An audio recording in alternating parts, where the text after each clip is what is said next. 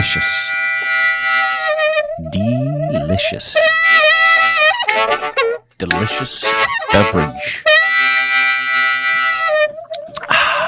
Drinking my delicious beverage. Welcome back to the program. My name is Dean. We're here yet again. It's the end of the week. Happy to be here. Really happy to be here. We got a great show for everybody today. Very excited. We're going to talk about this Wiener Church that has gone out of business. Lock. You may have heard of the Wiener Church in Ottawa. Is that the official name for it? Wiener. That's what I call it. The fake trucker Wiener Church. Just a bunch of wieners squatting at this point. They've all been evicted, won't leave. Bailiff showed up today. We've got some great videos, so that'll be a lot of fun. We're going to talk about Lisa LaFlamme. She's basically taking Bell down, which is fucking hilarious. I don't know if you saw the excuse they gave today, where they're like, sorry. What? Like, I haven't been paying. Fucked. Oh, dude, it's like, if you want to see a company that's like pretending to not be on life support, watch what happens with Bell over the next few days. So after firing, she really did. Her departure really has, out of everybody that they have punted in the last, I mean, it's and we're listen, people, we're talking hundreds thousands of people really. have been gassed for the sake of shareholders' paychecks at the end of the year. And I'm telling you, this one's interesting to me because this one is really and up until this point, there has not been a lot of pushback. Like the public has been it's been hit and miss. I mean, when they fired 15% of their staff after Bell, let's talk. We're here for your mental health day. When they fired 4 days after that. There was a lot of chatter, and I remember a lot, but it was mostly radio people. It really hadn't sunk into the general public.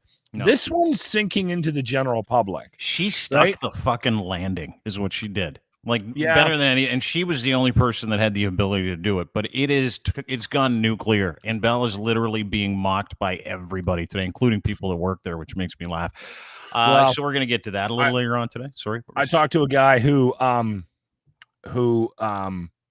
worked there, got fired. You know him. He was a manager on some level, and he just recently got shit canned. Yeah. And we were DMing about Lisa LaFlamme, and he was saying this one's gonna sting because I don't see what ends up happening is it's kind of like NFL, right? They're so big. They've got so much money. They think they can insulate themselves from the outside world. They can make you play by other rules that they don't adhere to. Yeah. So, okay, well, we'll give Deshaun Watson, we'll give him 6 games, and hopefully everybody will just forget about it in a couple of months, right? And then everyone goes, whoa. Didn't he sexually assault almost 30 women? 30 women have come. 6 games? What are you doing? And then they go, okay, I'll tell you what, we're going to do this again. And then they come back with 11 games, and then his return is against his old team. And everyone's going, hold on. You engineered it. Hold on. Oh, that's a fucking crazy story, we're too. Stupid? Yeah. We'll touch on that later on this afternoon, but you're right. It stinks of the same thing, which is just like, hey, what's happening here isn't really happening here. Don't work at anybody. Don't worry about it. And Andy Lee is going to join us coming up in a couple minutes. She's just coming out of an appointment that she had today. There she is in the green room. She's true to her word, which is really nice. And please welcome back to the program before we get started with that. One of my favorite writers. He's the lead columnist for the National Observer. I believe it's Canada's fastest growing alternate news daily, and it is incredible. I've got a ton of respect for the man. You can follow him on Twitter. Please welcome Max Fawcett at Max Fawcett, ladies and gentlemen. Max is back. Nice to see you. Last time you were on the show, you had just been tagged or replied to by Ryan Reynolds. That's true. Remember that? Yeah, I do. I remember we were all very excited for you. Yeah, we were. I was excited for you, but you were like, it was happening during the interview. You and Ryan were going back and forth. You and Ryan Reynolds, and I'm like, and I'm trying to get your attention. You're going back and forth, and we let you go. And I said to Locke when we let you go, I'm like, if Ryan Reynolds ever tagged me in something, I would just end the podcast. I would just be like, forget it. This guy's great. Fuck Lochlin, fuck Dean, but you stayed with us during the whole podcast. So again, thank you very much. Wow. Really appreciate it. Well, I mean, what you don't realize is that was the high water mark, and then everything is downhill from there. So I knew I had to stay on the podcast because I got to keep these things going. Well, before we bring on our next guest, I need to deal with something because I always get very triggered by the artwork behind you. And I just want to tell you, Max, it's a butterfly and my dad does hate me. I thought you were referring to this artwork here. Oh, the Petroleum Thought Crimes Division poster that I have. No, it's just the Rorschach art behind me. Yeah. I got to tell you too, if someone flashed either one of those things at me, I'd probably start crying and say, "Yeah, same with Locke. My dad did it, and all I see is a butterfly. That's it." Anyway, great to see you. What do you make of the Lisa LaFlamme firing? You were pretty wide open on this over the past couple of days. It's one of the reasons why I think you're a great follow. They put out this. Well, first of all, what do you think of the firing? We'll get to the apology note from Bell where they're like, "Fuck, we got caught. Sorry." But what do you make of it? I mean, you couldn't really handle this much worse than they did. The double standard here is obvious to anyone with functioning eyeballs. That the old dudes get to have these like long swan songs where they get 6 months and they get serenaded by everyone else at the network, and they get to go to their hometowns and relive their high school prom, and Lisa LaFlamme just got edited out like she was in some picture with Joseph Stalin or something. Like she just she got disappeared. She got Wendy Mesley. A little bit, and I think if there's a lesson here, I mean, there's so many lessons here for Bell, but if there's a lesson here for large media corporations, it's don't fuck with journalists who know how to handle themselves on social media, because they can make you cry. And that, I mean, she must have spent a little time coming up with this strategy. I think there was definitely a strategy here around, the video that she released, leaking to certain media organizations who it was that was responsible for this decision, like this stereotypical, like, mediocre white guy. Me saying that is ironic, but anyways, I am aware of my irony here. But you're more than mediocre, dude. You are a white guy, but you're far more than mediocre. I'll take above average. But the rollout here was just splendid, and she basically, like you said, she's breaking $1 billion corporation over her knee, and she gets to decide when it stops now. So she is doing a little spanking right now, isn't she? She's as she should, and then it was. Go ahead. Well, from her perspective, there's two good things happening here. Number one is that she gets to probably get the guy that did this to her fired, and certainly hurts the company that let her go.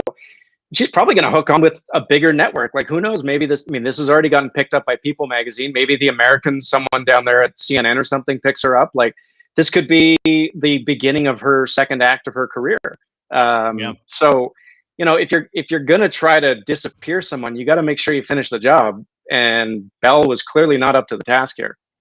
No, clearly not. Ever since she got fired, too, details kind of been leaking through certain sources. Canada Land. That Star did a pretty big expose on it yesterday, which this is the kind of stuff, if if you're a mealy-mouthed loser like Michael Melling, who's basically like Carl from what's that Adam Sandler movie? The hotel movie. What's the name of it? Billy Madison. He's like Carl from Billy Madison. That's how he's been explained to me by people that know him and have worked with him and had been fired by him. He's that ass kiss that, he's like Edward Longshanks when the bosses aren't around, and when the bosses do come around, he just licks the hole. He's just that guy, apparently, according to everybody that I know. So can I weigh in on that quickly? Because I know you're going to want to move on here. But I spent a good portion of time at Bell, and the culture at management was you had to manage up. And I felt bad for a lot of guys in those positions, because they were unable to actually concentrate on the job in front of them, because they were spending so much time trying to appease the different levels of management above them. And it is very much a culture in some of these bigger organizations. And if you see somebody that seems to be negotiating the ladders of success, generally speaking, they are a fantastic bung licker, right? And listen, you got to juggle the stuff once in a while. Managing up is part of the business. You get it. But Lisa LaFlamme wasn't about managing up. But since everything has kind of come full circle, this is the big thing. Robin Doolittle did a great article on it.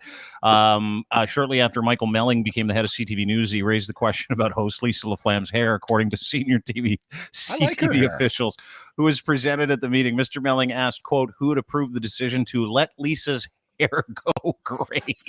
I like it. I thought she looked classy. I think she looked awesome. He didn't do it once. Apparently he did it multiple times. And since then, before we get to Andy, who's waiting patiently, kindly, well, she is here. She's shown up, which is great. Before we get to that, Bell put out this apology note, or not even a fucking apology note. I think it's just a statement. We've been dealing with a difficult and high-profile change in recent days. Yeah, okay. You did it. In a news organization, making a change at the anchor desk is always a difficult decision. We knew that many viewers and members of the CTV family would be disappointed that Lisa LaFlamme would be leaving her position as chief news anchor and senior editor. She made an important contribution to the Canadian television news over the past 35 years. Oh, apparently not that important. CTV regrets the way in which the news of her departure has been communicated. Not we're sorry about what happened. We're regretting the news of it getting out. It left many viewers with the wrong impression about how CTV regards Lisa and her remarkable career. We've always taken matters regarding any discrimination very seriously and committed to a safe, inclusive, and respectful work environment for our employees. That's not true.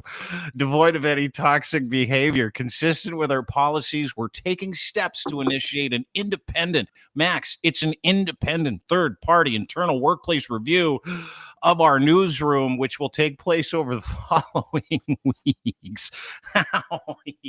You know what I'd like to see? I'd like to see Don Cherry read that. Yeah, there's no way it's happening. My favorite part about that is them basically insinuating that like it's our fault that we didn't understand how much they like her, even though they fired her. You know? Yeah, it's always the listener's fault.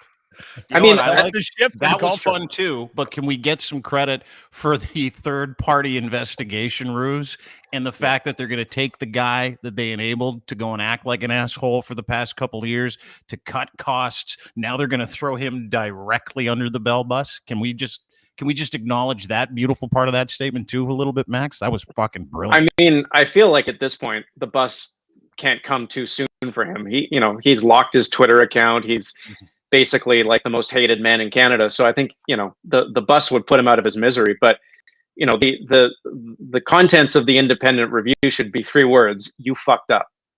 Like that's all there is to it. Max, what else do you need? Just what else got do you need to know? $100,000 for a 3-word sentence. There we go. 33 grand per word. That's fantastic. Max Fawcett joins us at Max Fawcett on Twitter, where you can follow him. National Observer's lead columnist. If you haven't been to the National Observer today, I suggest you do. They're incredibly accountable, totally responsible. Really appreciate Max's work.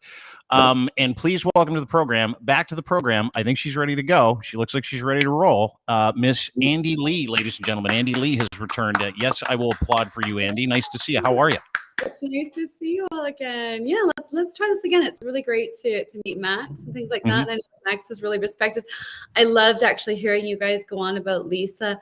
I think regardless of how you feel about our MSM, and I think that probably we all have mixed feelings as to how our news is portrayed. Yes. I think Lisa was a very beloved,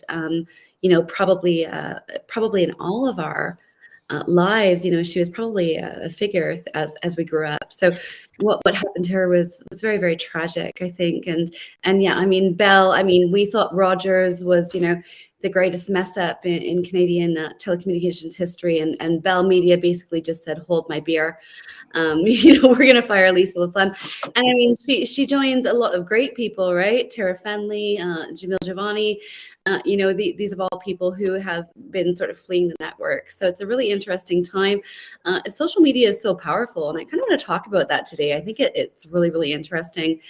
What we have going on and what other people are going on. And like I said, it's really, really a cool time in our lives where we're not necessarily relying on the news networks to bring us the news. And we can see people like Lisa. And I expect Lisa, I don't think that she's done, right? Like I said, I think that she's going to be reborn and she's going to do something differently. Yeah. But it's a really cool time when you can actually break away and go ahead and say, no, I'm not going to toe that corporate line. I'm going to go do the kind of reporting that I want to do. And we've seen Jamil do it. We saw Tara do it. It's a phenomenon that's happening, right? And notice you're bringing up a lot of right-wing people here that have left Bell as well. They quit. That quit, didn't get fired. They didn't get fired. They quit, and they quit so they could monetize the rage that's out there on the internet. Yeah. Well, was Jamil, is he really a bad character? I don't know him. I just know that he writes a lot of right-wing stuff, and he gets a lot of love from the echo chamber on the right-wing side of things. That's what I know. Jamil, Tara, I know that's why she left Substack. I'm here to give everybody a chance today. Yeah. No, I'm just saying they're very different circumstances. I'm just pointing that out. So sure. I mean, Lisa's a completely different circumstance, right? Yeah. Than what they were. But I just wanted to point out that it's a really interesting time when we can have our reporters go out and not be done with and forge their own sort of do their own thing. Yeah. Exactly. Well, absolutely. I think Andy, I think you do bring up a good point. I think that we do live in an era, whether or not that's the best example, or we can tie Lisa into the comparisons you made. But I think the interesting thing about the world that we live in now is that people are, regardless of where they stand, politically, and I hope we don't get too in the weeds on the left versus the right, blah blah blah. But people, if you are looking for alternative information, there are sources out there. And I know there are people out there that aren't just looking for information, but they're also looking for entertainment. And so they're digging for things like podcasts and YouTube shows. And I wonder if that can be the basis or the starting point for the conversation moving forward, because I think it's also dangerous when people are going out of their way to avoid mainstream or sourced material, and they are relying on things that might not necessarily be in everybody's best interest. Would you agree, Andy? Yeah. I mean, and that's part of what I do is I look at sort of some of these series and I try to bring truth to them. For example, I mean, maybe you guys can appreciate this. We've seen a lot of articles coming up from Press Progress. So Press Progress has, come out against Rupa. Of course, I'm very supportive of what Rupa's done. They also came out really hard against Lochlin Lewis, and they basically called her an outright conspiracy theorist. And so what I did is I went and I found the documents, and I said, no, Lewis is not a conspiracy theorist. She may have portrayed this badly, but there is actually a pandemic treaty. This is the consulting papers. It's all right here.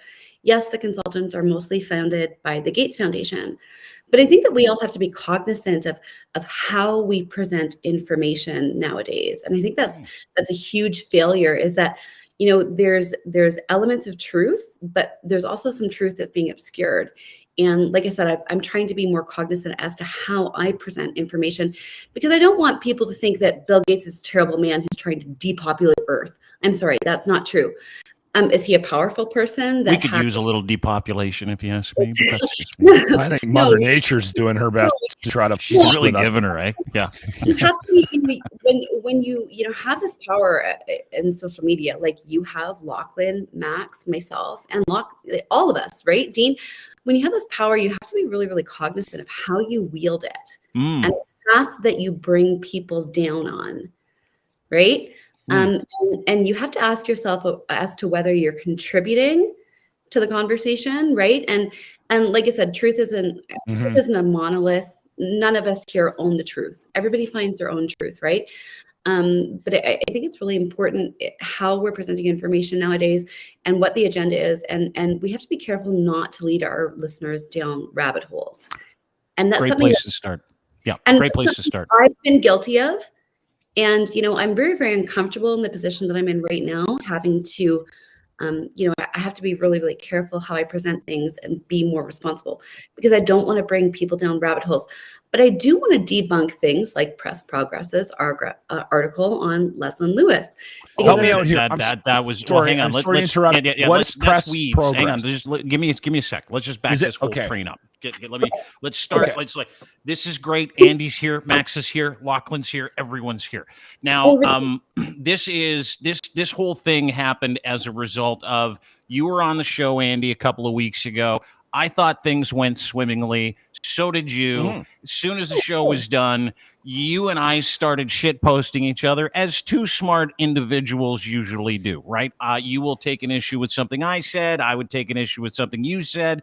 We can get into the weeds, people calling me a fucking Satanist and you liking it or retweeting it, like that kind of stuff. And I'm like, it's fucking ridiculous. So anyway, you and I are both adults. We're seemingly both adults. We settled a little bit of that stuff. During that whole comeuppance, Max waded into a couple of threads. You said you'd be happy to talk to Max on this show, but he couldn't because he blocked you. Max then unblocked you and said, happy to talk to you on the show. So that's why we're here today. We're here because you and Max unblocked you, which I would never, if I blocked somebody, you're blocked. That's it. Max is kind enough to unblock. Yeah, you don't block anybody. That's right. You know anybody, actually, because you know what? I'm a free speech absolutist. There you go. People should have their ability to voice their opinions on my platform. Exactly. Totally agree with you. So, now, Max, you listen. You put your hand up while we were kind of kibitzing to start the podcast. You put your hand up to say something. Your thoughts about what it was that you put your hand up, number one, and number two, why you wanted to do this today. Sure. So just to get into the press progress thing, I think it's a really good example because it is one of those. And I work for Press Progress. I don't really share their politics, but I think they do good work on a lot of things, and a lot of it is debunking bullshit. And the article in question, specifically around Rupa's story that she was shopping around to everyone, was around fact checking, which is a thing that journalists should still do. I believe in fact checking. I think it's important to get the facts right. You can have your own opinion about how things should be interpreted. You're not entitled to your own facts. You're not entitled to misinterpret documents deliberately. You're not entitled to present one part of the story to the exclusion of another part of the story. And so that's all Press Progress was doing. We should welcome that regardless of what side of the spectrum we're on. As to sort of the broader project of journalism right now, there's a really good post by a guy named Evan Scrimshaw the other day, basically said that the idea of independence in journalism is nonsense. That, this idea that there is, an unvarnished, neutral sort of crew of reporters out there who just report the facts is not how the world works. We all have our biases, we all have our opinions, we all have our life experience, and it bleeds into how we cover things. And so what we should demand of journalists is not neutrality, it's transparency. Tell us where you're coming from. Tell us what your biases are. Tell us how you approach things. And then we can sort of weigh your contribution against that. And I think Andy did that very well here. She said, I'm a free speech absolutist. Okay, fair enough. That's an interesting piece of information about where she's coming from. I think it informs a lot of her opinions. That's good to know. But we should be careful because, this idea that the mainstream media is the same as, someone with a blog or, someone who is an entrepreneurial journalist is not true. People who work for the CBC or the Toronto Star or the Globe and Mail or even the National Post, God help me, they are held to standards. They have editors. They check facts from time to time. That's less so on the opinion side, but that is a valuable part of our information ecosystem, and it is not the same as someone just making stuff up. And when we sort of try to pretend that there's an equivalency there, that one thing is as good as the other, that's where we get into trouble, and that's where we really start to slide into dangerous places. And by the way, the people who benefit most from that, the people who thrive in those sorts of environments are authoritarians. So what you're seeing in the United States with Trumpism. Trumpism tries to annihilate the truth because if you can't trust the truth, everything is possible. That's a great I think point. we can go home. Yeah, I'm done. No, I mean, a lot of what Max said I agree with. Like I said, I have a little bit of a different slant on Press Progress because I feel like I've caught them in some of their own bias and some of their own mistruths while they were supposed to be fact checking. And like I said, and I'm not a journalist, right? I don't have any accreditation. I don't have Max's experience or things like But that. part of it is, Andy, is that you do tell people, like, when we introduced you last week, I said, how do you want me to introduce you? And you said, former political person or someone ran for office for the Maverick Party, and then you're like, also I'm a journalist, and I'm like, okay, like that's how we introduced you. So I have a press pass, right? I mean, that was given to me, but I mean, but again, I'm not accredited, but that doesn't mean that necessarily we should be, I don't think, discrediting independence. Like I said, I mean, I just brought documents. I just said, Leslie Lewis is not a nut. Here's here's the treaty, here's the funding, here it all is. It's all there in black and white. And so, but I do agree with Max is that, the important thing, and I've always said this, and I've said this myself, is that recognizing that you have an inherent bias is the most important part in overcoming it, and getting past it, right? And so I've always been I've always been I want to finish. I've always been very, very clear that I have an inherent bias, and that people need to be cognizant of that. What's the bias? What's the bias that you have? I have an inherent bias towards more conservative policies, right? Are you religious? I'm not particularly religious, no, and I don't think that has to play into it to have a bias. And to be honest, I mean, I voted Liberal, and I loved Preston Manning. I mean, right? I mean, he helped form the Maverick Party, right? I mean, like this Reform 2.0. I think passed away recently, didn't he? I think I loved him, right? No, I loved him. So. No, I mean, that was, sorry, apologies. That's but anyway, no worries. I shouldn't do it. Right? Terrible. Yeah. And so, okay. So, but you say you lean conservative, but let's kind of unwrap that, right? Max will like literally go, hey, dude, I'm super left leaning. These are the things that I advocate for. These are the things that I want. He'll tell you his values. So what are your values? Because behind values, you get intention, and that intention shows action. And the action that you show is you lean extremely right. And getting back to the press progress thing, it was borne out into an article that we talked about that came out of this study from the University of Calgary, which you took issue with, right? That had you, Rupa, Ezra, a few. Max Bernier was one of them. I'm shocked Pierre wasn't on there. And I'll just show people kind of the assets here. This is from the School of Public Policy Publications, Calgary, Disinformation in the Russian-Ukrainian War and Canadian Social Media. It was a big, long study. In that study, they laid out a graph that said, here, these 6.2 million tweets.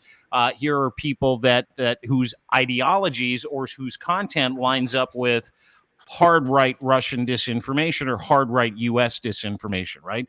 And your name was on the list, and as well as Tulsi Gabbard, Jack Posobiec, who's just a fucking piece of shit, Glenn Greenwald. There's your friend Rupa, who works for True North, which is legitimately just a fucking repeater of bullshit conservative lies for Pierre Poilievre and the group. Rex Glaser, who's a piece of shit, Max Bernier, Dennis Rancourt, and then you're on the list along just above Ezra Levant, which I found absolutely fucking unbelievable. If you wanted to know the most unbelievable thing here is that Ezra wasn't higher, but you took issue with that. And that was kind of one of the things that I wanted to have you on the show about, was just to kind of talk about, if your ideology fits into that space, whether it's intentional or not, does that not give you pause for thought? Okay, Dean, for starters, that's misinformation. No, it isn't. It's dude, the guy that did the study, J.C. Boucher, is going to be on the show with me. He's a professor. No, the guy that did the study actually has talked to me and said that he would reassess the information and the study to find out why I was placed on it, because he did not. That doesn't mean he's full of shit. He did not agree. No, and he actually got back to me, and so he traced it back to one tweet. So this is something that he messaged me, and he said it was bothering me that you were on this list. So I went back and I found the one tweet that pro-Russian, and this doesn't mean that I'm saying pro-Russian talking points. What the study says is that pro-Russia people are amplifying my talking points. So the question is, why are they doing it? Exactly. Right? That's the crux of the study and what was behind it. And so it went back to the one tweet where Justin Trudeau was, when he was cut up in the European Parliament. and people called him, a dictator. And so that's what that tweet got a lot of hits, and a lot of people who are pro-Russia, because I said CBC painted this as Justin Trudeau was some sort of a NATO hero. Meanwhile, the EU Parliament was almost empty, and they were calling him a dictator. So that was amplified. Can I just jump in? Go, Max. So Go, Max. it wasn't the European Parliament. It was literally the worst people in the European Parliament. It was 3 of the zaniest, farthest. Okay, like the European Parliament elects fascists. The European Parliament elects fascists. They're the European Parliament, right? They're members of the European Parliament, and they believe any number of conspiracy theories about COVID-19 and George Soros and the rest of it. And them not liking Justin Trudeau is not news. It is a confirmation that he is on the right track with some of this stuff. When bad people don't like you, that is a compliment. I think a lot of people don't like Justin Trudeau, and I don't think that they're all bad people. I never said they were. Lochlin is here, and he doesn't like Justin Trudeau. Oh, he's an asshole. Well, I'm a complete dick, though. I'm a raging dick. I mean, can I ask one question, Andy? Like I said, I've gone back to the author because I was like, I don't know how this happened, and I think that this is a danger. Is that? Well, he responded. I've got JC's email here. This is your tweet exchange with him. Answer from the author of the Hardly Smoking Gun. Because you took issue with the fact that your name was on here, and he said what the data says is you're an influencer in an online networked ecosystem where accounts of Russian propaganda, some of which are disproportionate. I often find that people don't realize their aggregate effect in such a network, and some tweets or comments get picked up by bad faith actors amplified by Russian apologists. That's what he said. What I'm saying here today, though, is that I realize that I have influence. I'm trying to be more cognizant of how I use it. I realize that I can have an aggregate effect on my audience. And I'm trying to be responsible as to how I influence my audience. But can you see the same thing? Can I say the same thing? How are you using your audience? Oh, to crush assholes. It's the best.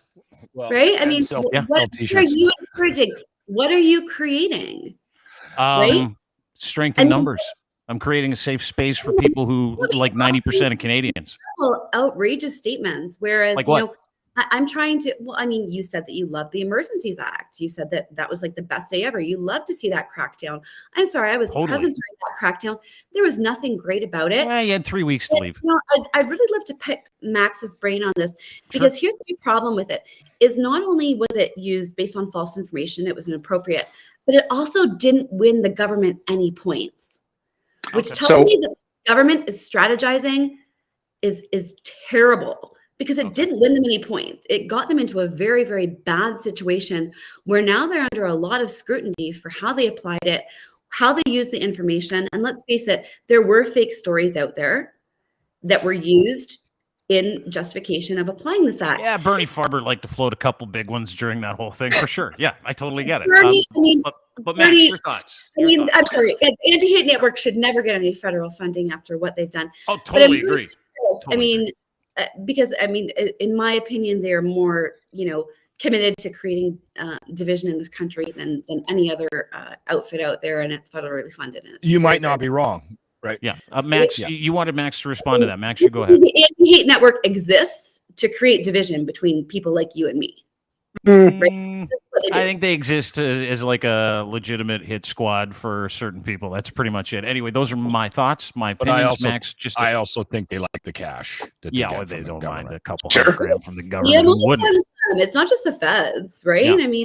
But I don't want to muddy the water. I want to get back to the question you had for Max about the Emergencies Act. Go ahead. What Max thinks, because in my opinion, not only was it inappropriate, but it also weakened the government. Okay. So there's a misstep.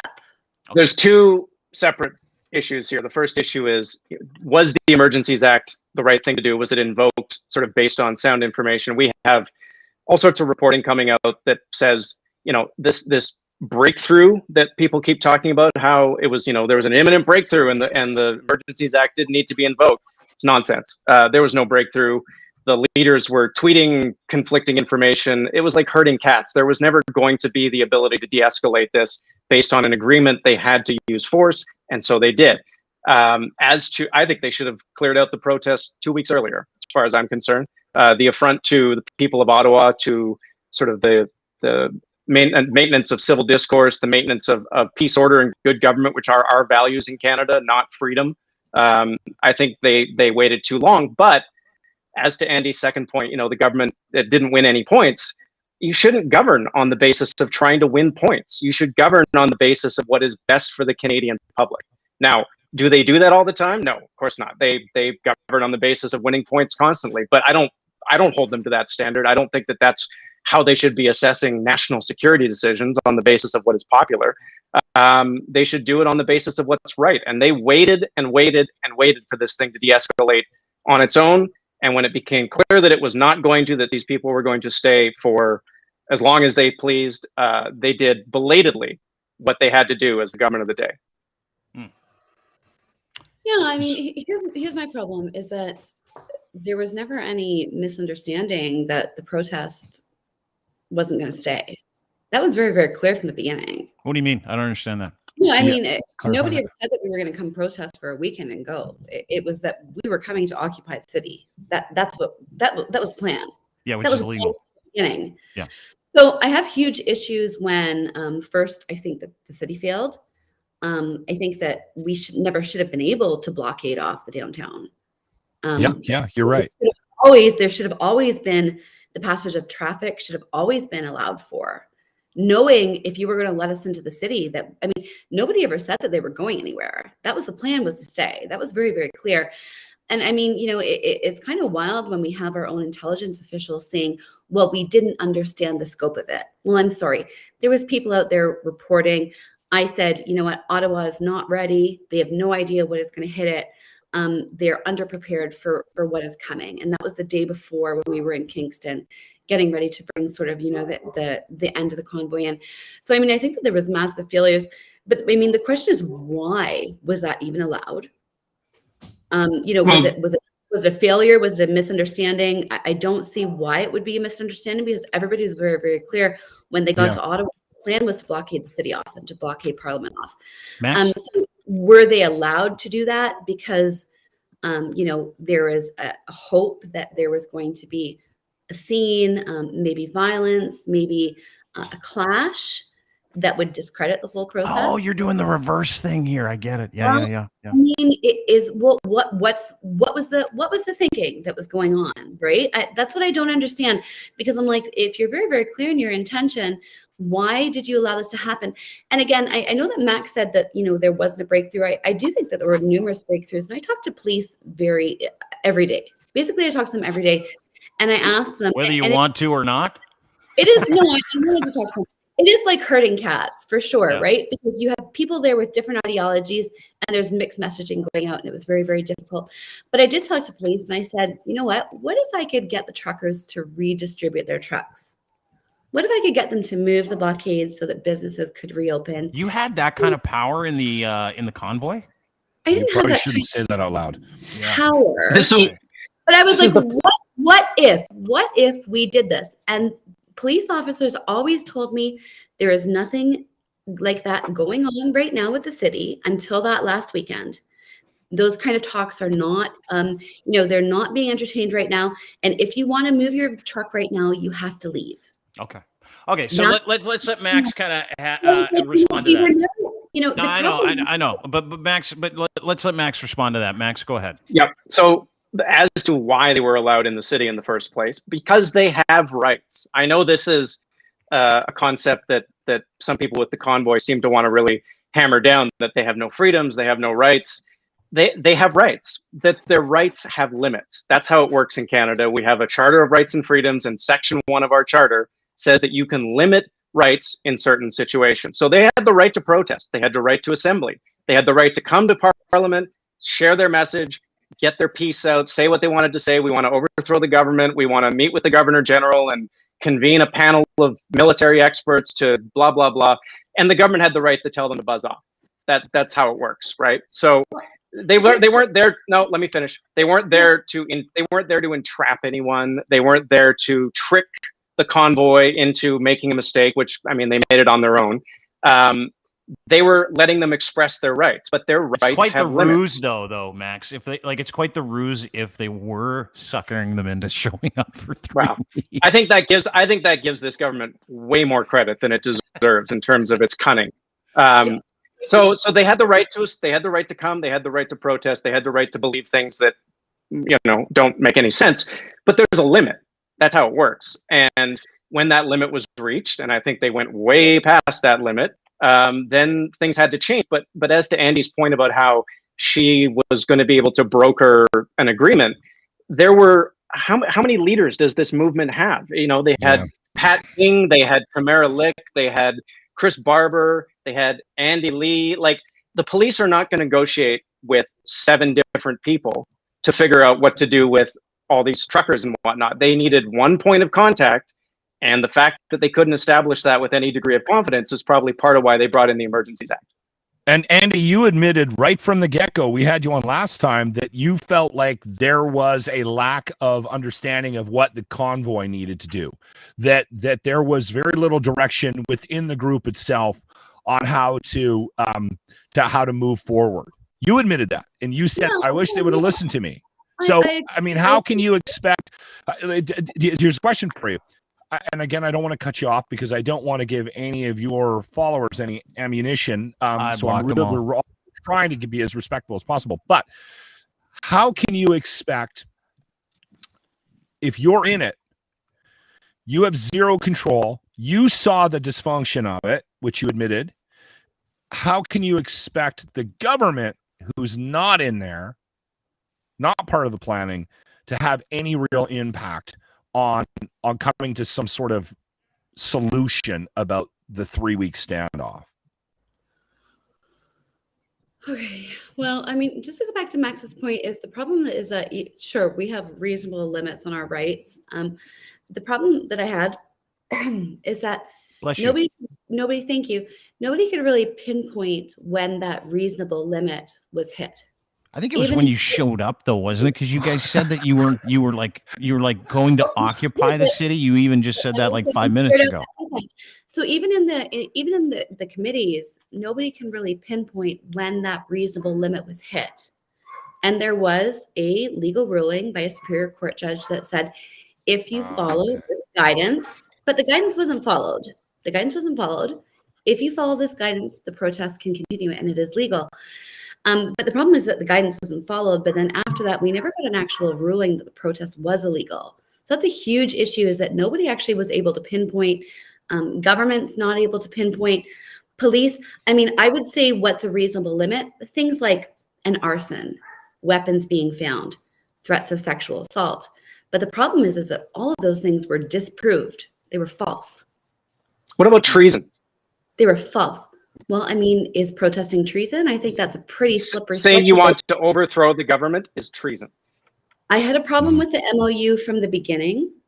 I will say that. I said, you know what, I don't think that these people are cognizant how this is going to be used, how it's going to be interpreted legally. It was a very naive MOU. But at the same time, I actually have a quote here. It was more than naive. It was like batshit crazy, written by some guy named James Botter, who might have been huffing paint all night before he wrote it. What's that? I actually have a quote here from Lametti. And so there's a quote from Lametti, and you know, he was quoting the MOU, but then they were like, so did you actually take it serious? And David Lametti was like, no, of course we didn't take it seriously. So our own government is using this. I mean, but they're using it and they're saying, well, they were going to overthrow the government. But then in committee, they're saying that they themselves didn't even take it seriously. So I have a huge problem. Like I said, I mean, I don't know what the answer is. And I didn't agree with everything that happened in the convoy. Like I said, I didn't like Pat King. I said, Pat King should be removed. He's mentally unstable. I met him. I don't like him. He shouldn't be speaking for this movement under any circumstances.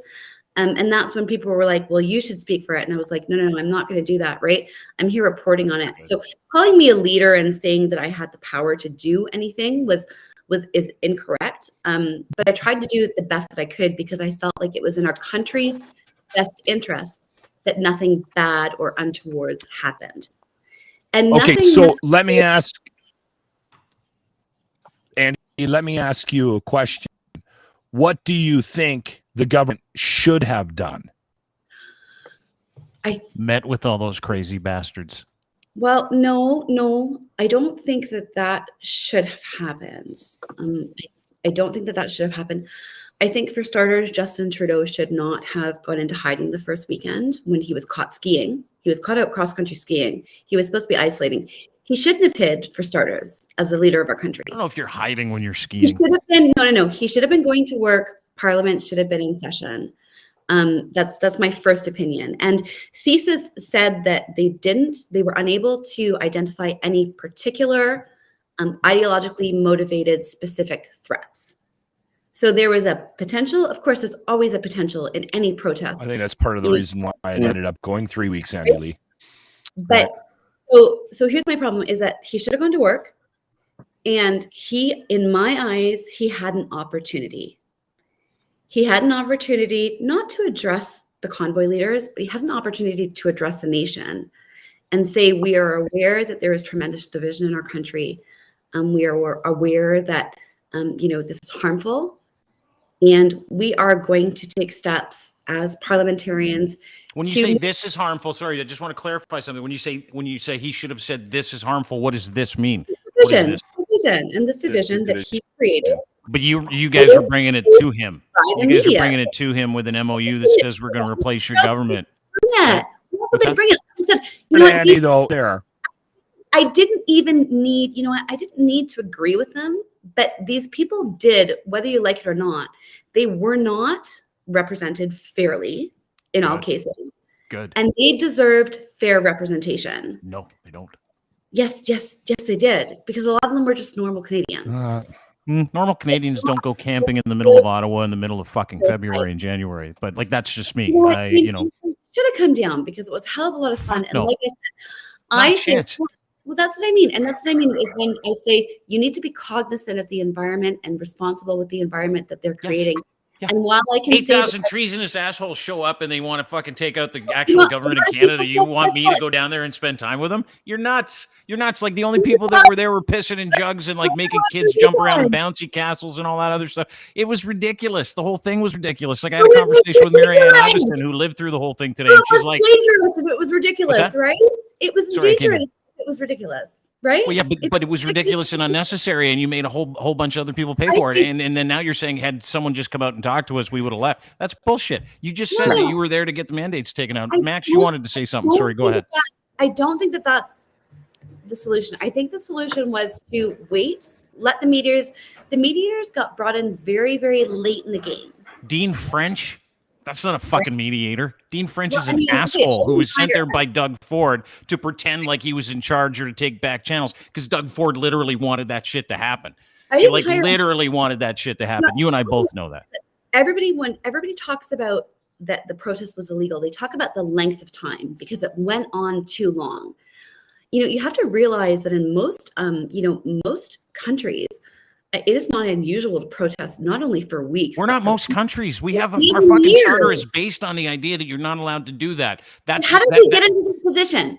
How did we get into the position where we had a bunch of cognitively delayed people watched fucking Fox News and Facebook too much? That's how we got here. That's literally how we got here. A bunch of people wanted to make their own medical decisions. Yeah, go ahead, fucking make your own medical decisions. I could care less what anybody does. They made a different decision than I made, than you made, than probably what most of them made. Are you made. really vaccinated? Can we just get that on the table? Are you fully? I'm 2 times vaccinated. I'm not boosted. All right. But I mean, you know what?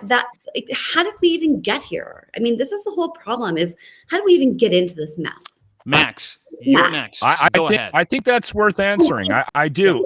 To Andy's credit, and I think Max is the guy. Yeah. So, Max, is this fair? What's been done to us? 2 points. So the first point, this is just a little anecdote. I happen to have a couple of friends who serve as members of parliament.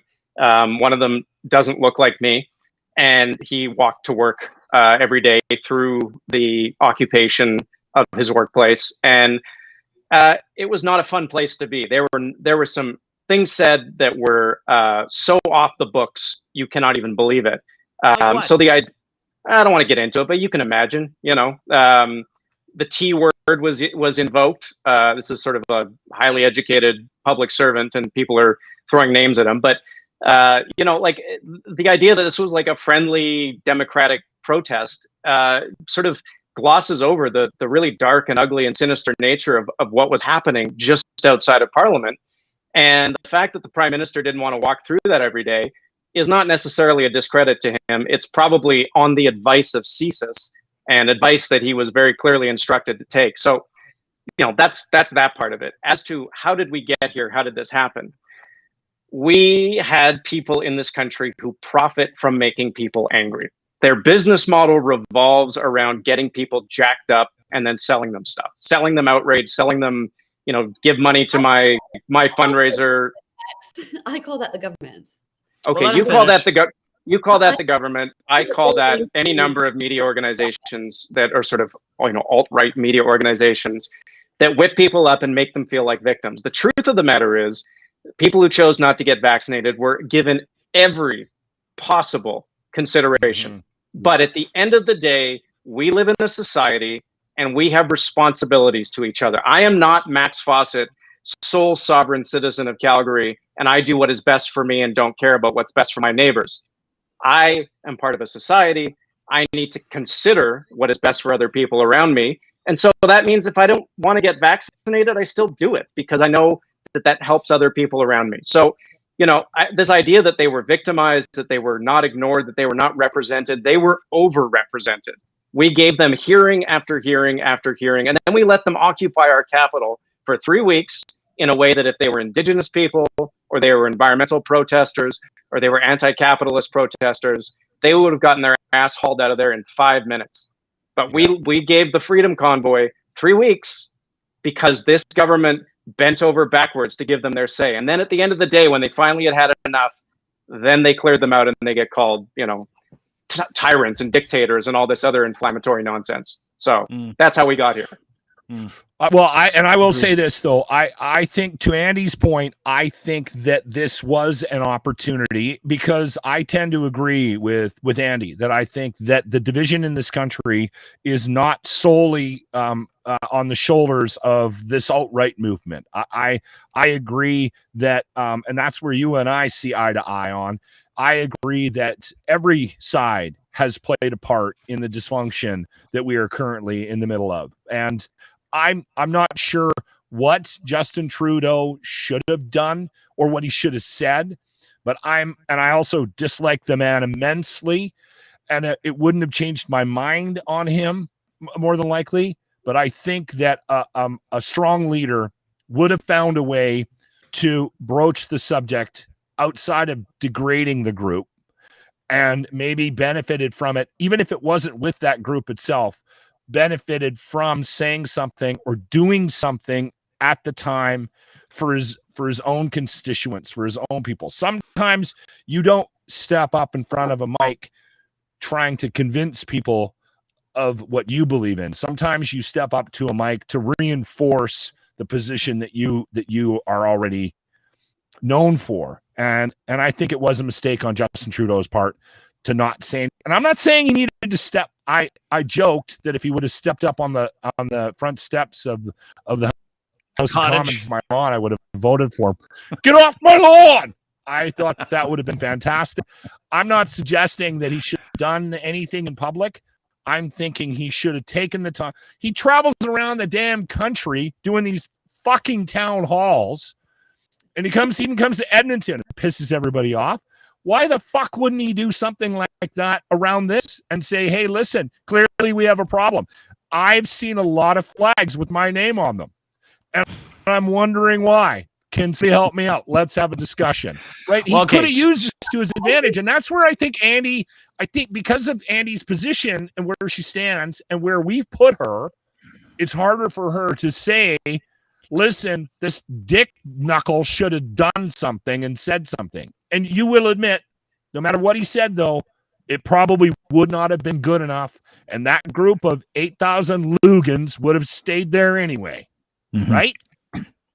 Yeah, I mean, well, like I said, I mean, I appreciate your thoughts, Lochlin, and I agree with you on all that. And like I said, I think that there was a huge, tremendous opportunity. There you go, Lock. Now you're a Russian disinformation agent. Way to go! Yeah, you're going to be on my next list. I'll call Jay Boucher and I'll tell the School of Public Policy. Oh, and a fun thing about the School of Public Policy, it used to be run by the man who was the CEO of the Trudeau Foundation. So grain of salt there on their bias. Oh, so okay? Hold on. Yeah, go ahead. Yeah. The University of Calgary School of Public Policy is one of the most conservative schools in the entire country. There is literally the Calgary School, which is a sort of lineage of conservative intellectual thinkers that have, inspired Stephen Harper, Jason Kenney, Pierre Poilievre, you name it. So the idea that the Calgary School is somehow in league with the Trudeau Foundation, come on. I'm not saying it's in league with them. I'm just saying that they happen to share CEOs with the Trudeau. Yeah, but Andy, I'll tell you this, is that after that thing came out and we published a post, because I think what Rupa does is some of the most dangerous shit on the planet. And so we published a post, and it was like, you were shocked by it, and you were like, this is fucking bullshit, and Rupa was like, this is bullshit, and she was threatening to sue us, and then she's threatened to sue the guy that did the study, who's a fucking professor, and he did it with 5 other professors from across the country that all fed into 6.2 million tweets into the study that said, you, Rupa, Ezra, a few other, are vectors for Russian disinformation and ideologies when they get spread on social media. For whatever the reason is, what Max is saying is that is a conservative think tank that was actually founded by the guys who supported Peter Lougheed throughout the heyday of public policy, and it was literally established by conservative religious oil people in the province of Alberta. So, and to the point is, JC put out. Well, hang on, JC put out an article. JC put out an article like 2 months before that about the gray zone, and all the crazy lefties went after him. Like all the weirdos are like, that's bullshit. How do you get your shit? And it's like, any way that anybody who doesn't like something today, any way you can find like some kind of hole in the armor where it's like, let's draw a straight line from this person to that person, and then we'll completely discredit the whole thing.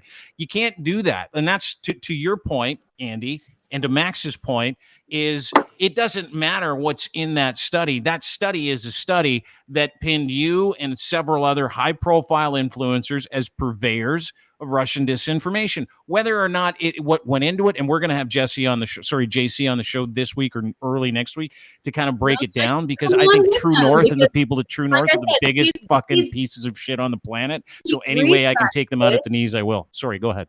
He retracted and backtracked and said, I actually have gone through your stuff. It looks like you're. Can you show that to us? Do you have that exchange? I'd love to see it. I don't want to share his personal messages to me, but he said that he would reevaluate the data. He did reevaluate the data. Okay. And it came back to one tweet. And that was that one tweet where I was making fun of Justin Trudeau, who is roasting. I'm not sure I believe that. But okay, well, listen. Sort of. We can talk about it. And like I said, I'm happy to go on and talk to him.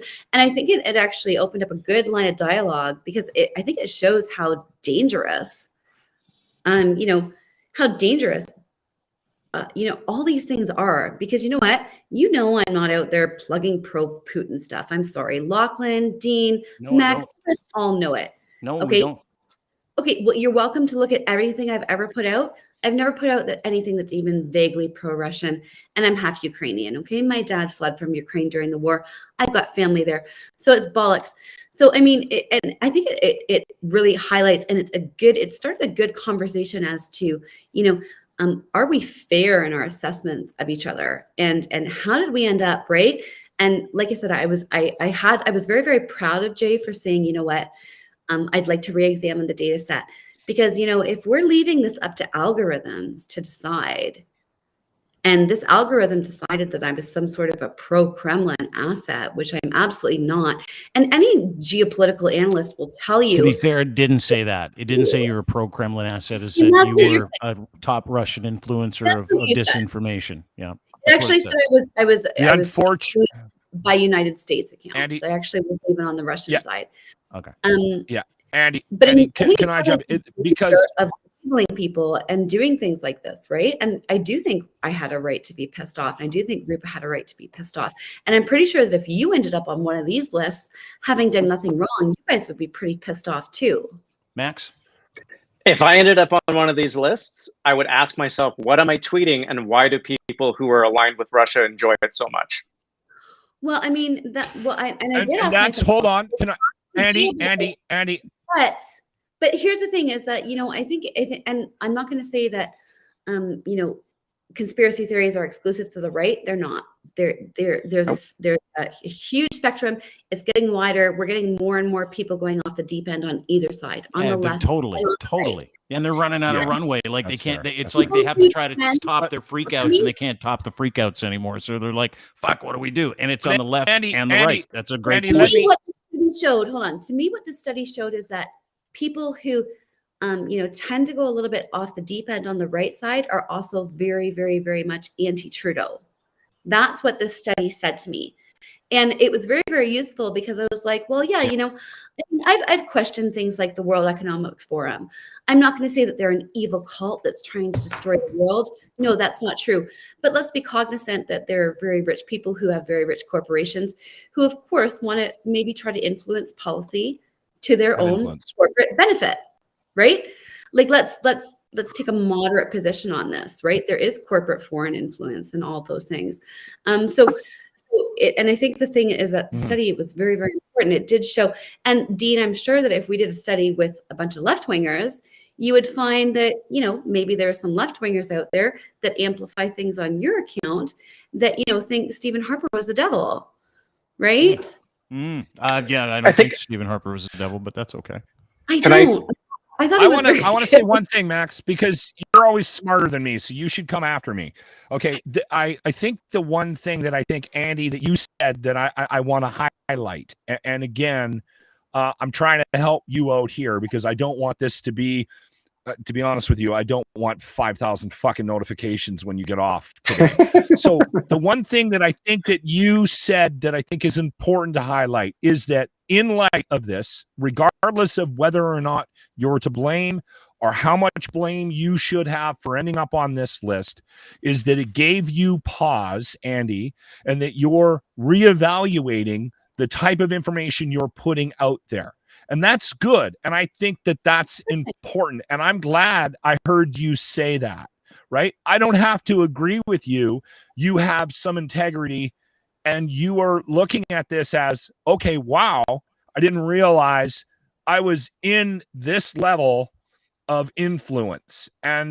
But with that comes a certain amount of responsibility. And not only that, also comes with a certain amount of, well, this is going to happen. This is kind of my life now. This is the boat I'm in. And I hear Dean do this all the time on this podcast. And we have conversations on the podcast and off the podcast where he's realizing his role in the world that we live in right now. And it's important to him. And not from trying to push some agenda, but just from trying to be a good person and trying to have a positive impact on the world that we live in.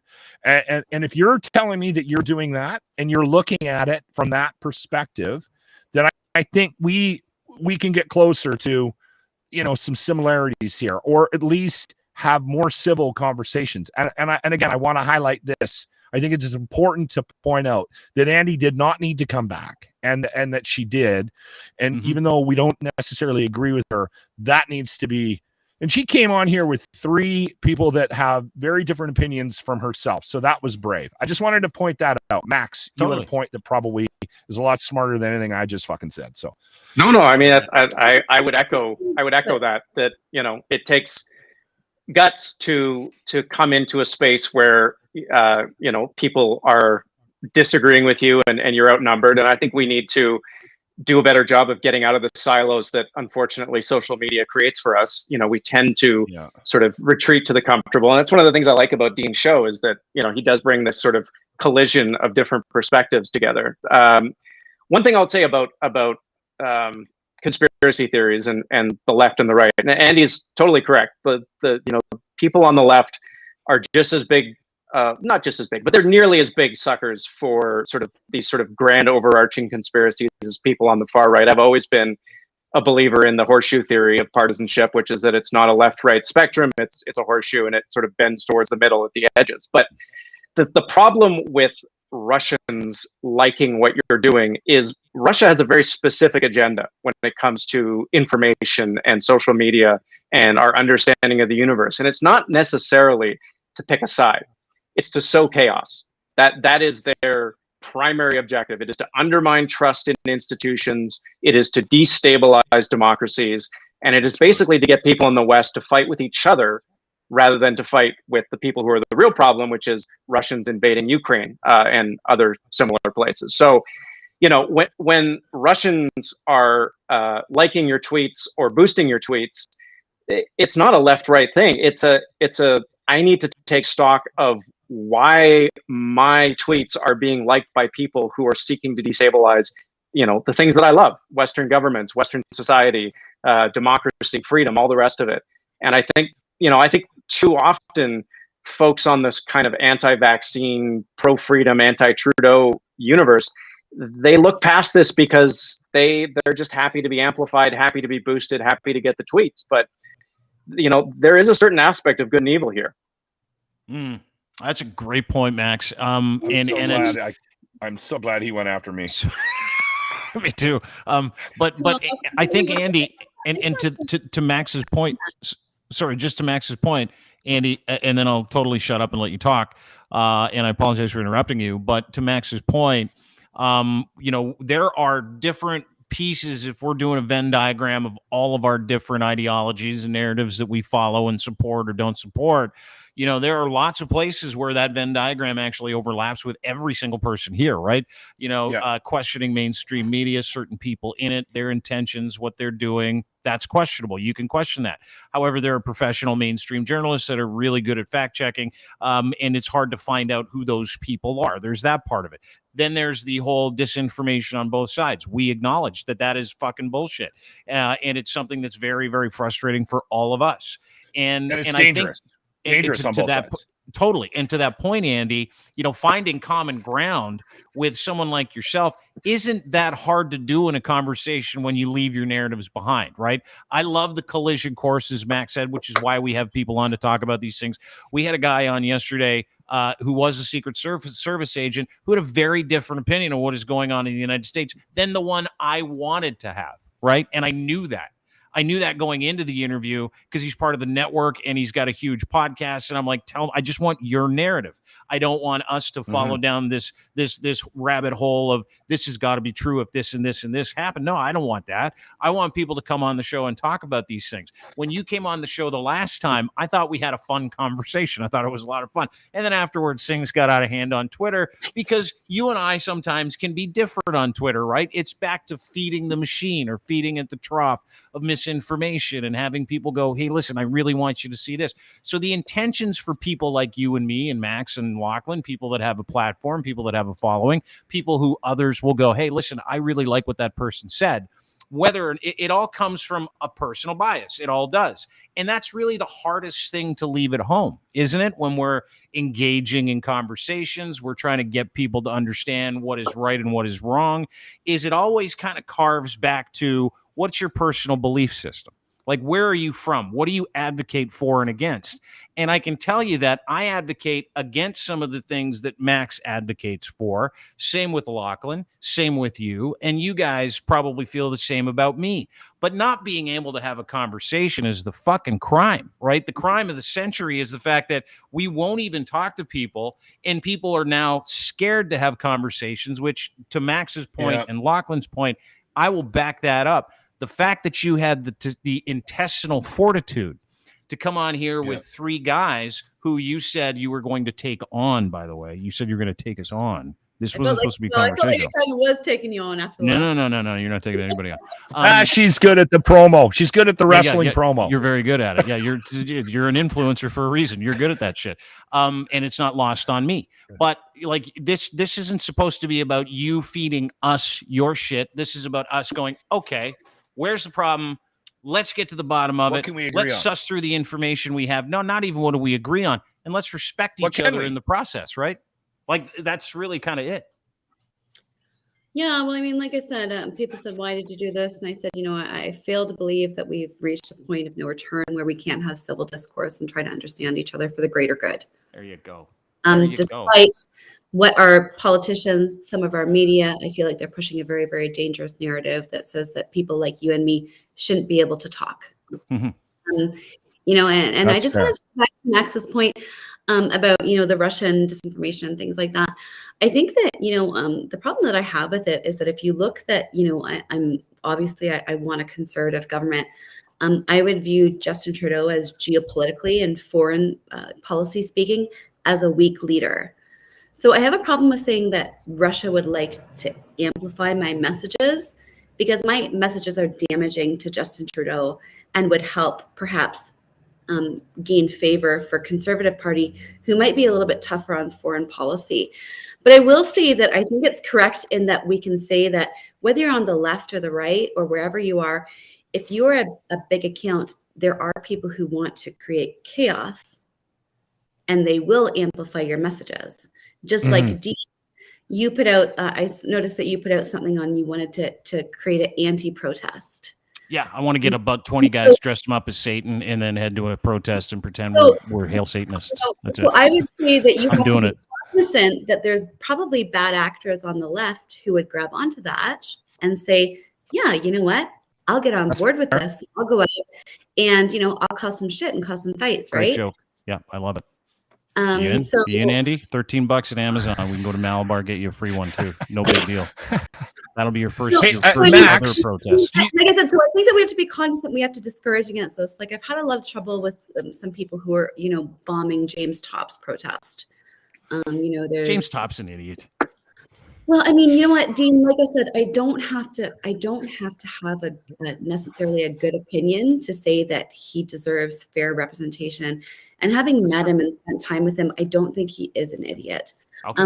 Regardless of what you think about his message, yes, you have to admit that what he has accomplished personally, physically, psychologically, across Canada, in the middle of winter through the prairies. Come on. Anybody can do. I could do that tomorrow. I could do. You want me to walk across Canada? It'll take me 3 weeks. Give me a camper van, and I'll take off. It was tiring. Yeah, it's not that big of a deal. I mean, Terry Fox did it with one leg.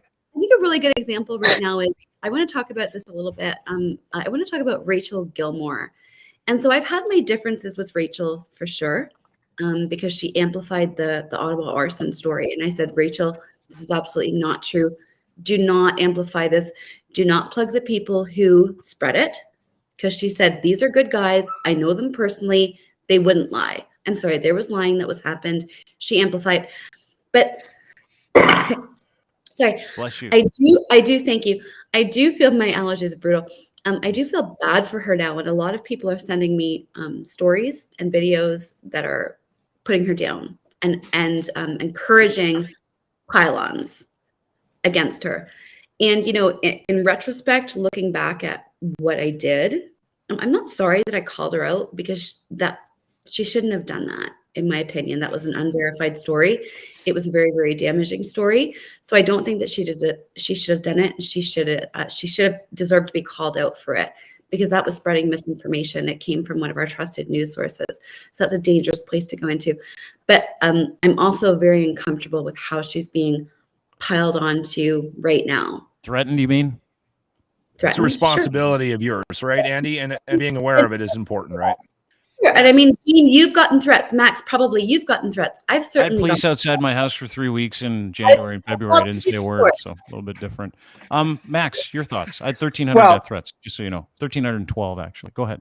I've got a long way to go. You do, buddy. You better. I think it up.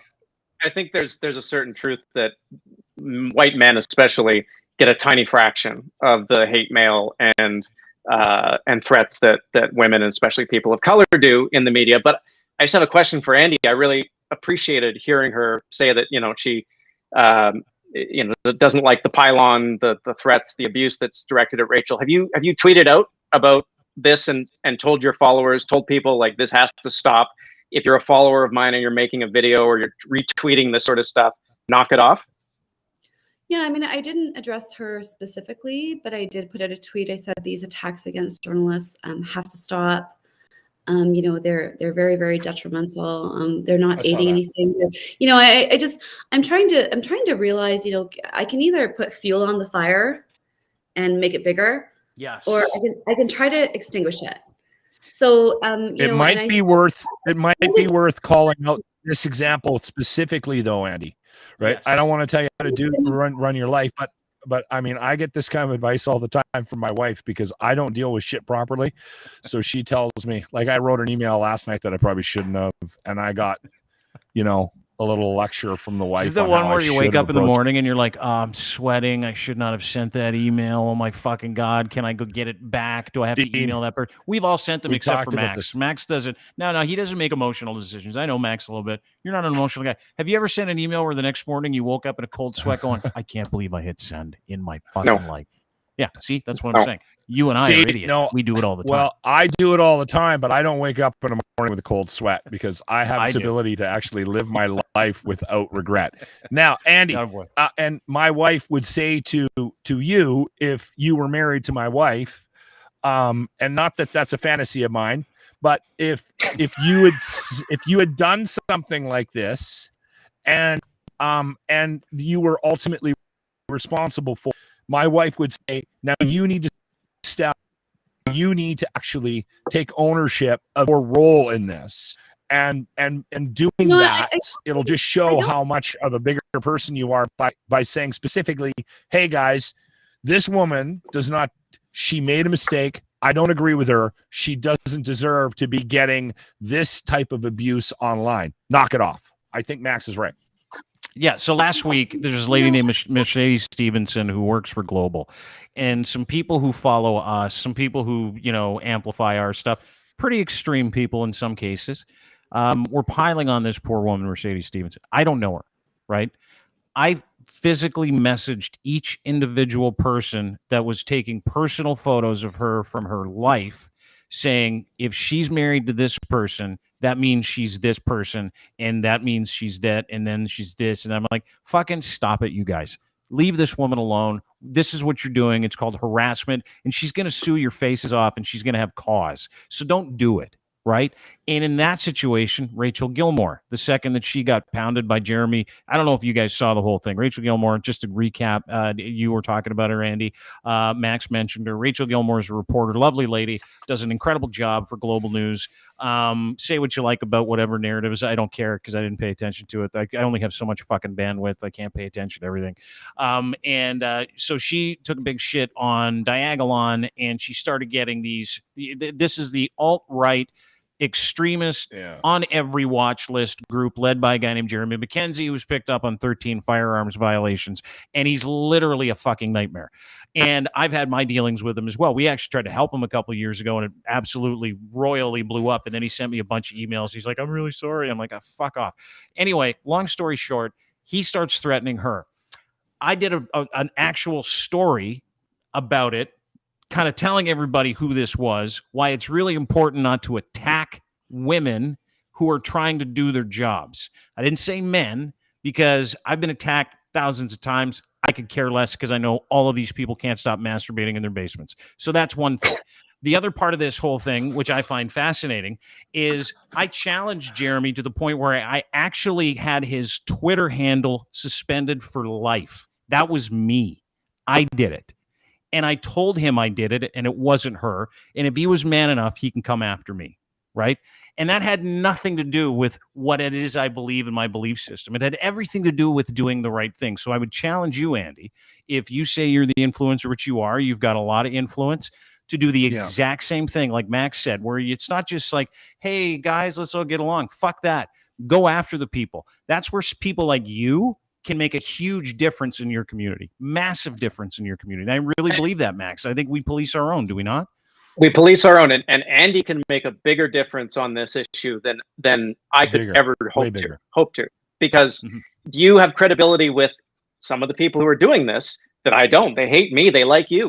It's the same thing. I see it sometimes where followers of mine will pile on to some sort of conservative politician, and I'll have to kind of step in and be like, knock it off. That didn't happen. Or I think I said something the other day that, progressives do it the same as conservatives. So it's fair game. Like, you have to call your own side out. You're the referee for your side, not the other side.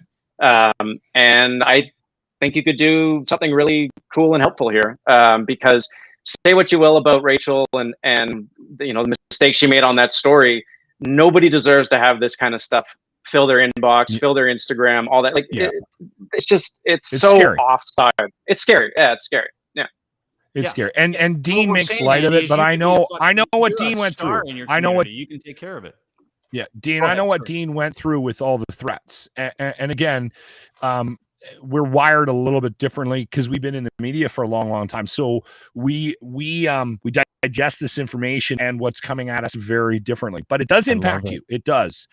And I think it would probably impact somebody.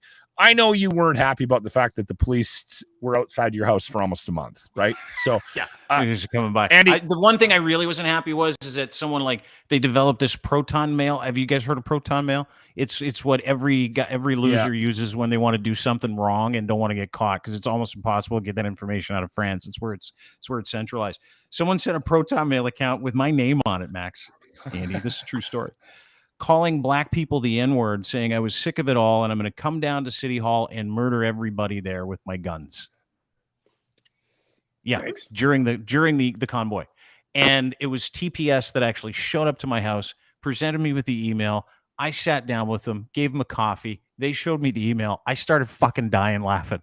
Most people would be like, "Oh, you got police at your house, and did you threaten to murder every councillor at Toronto City Hall?" Look into it. It's a great story, including John Tory, who I know very well.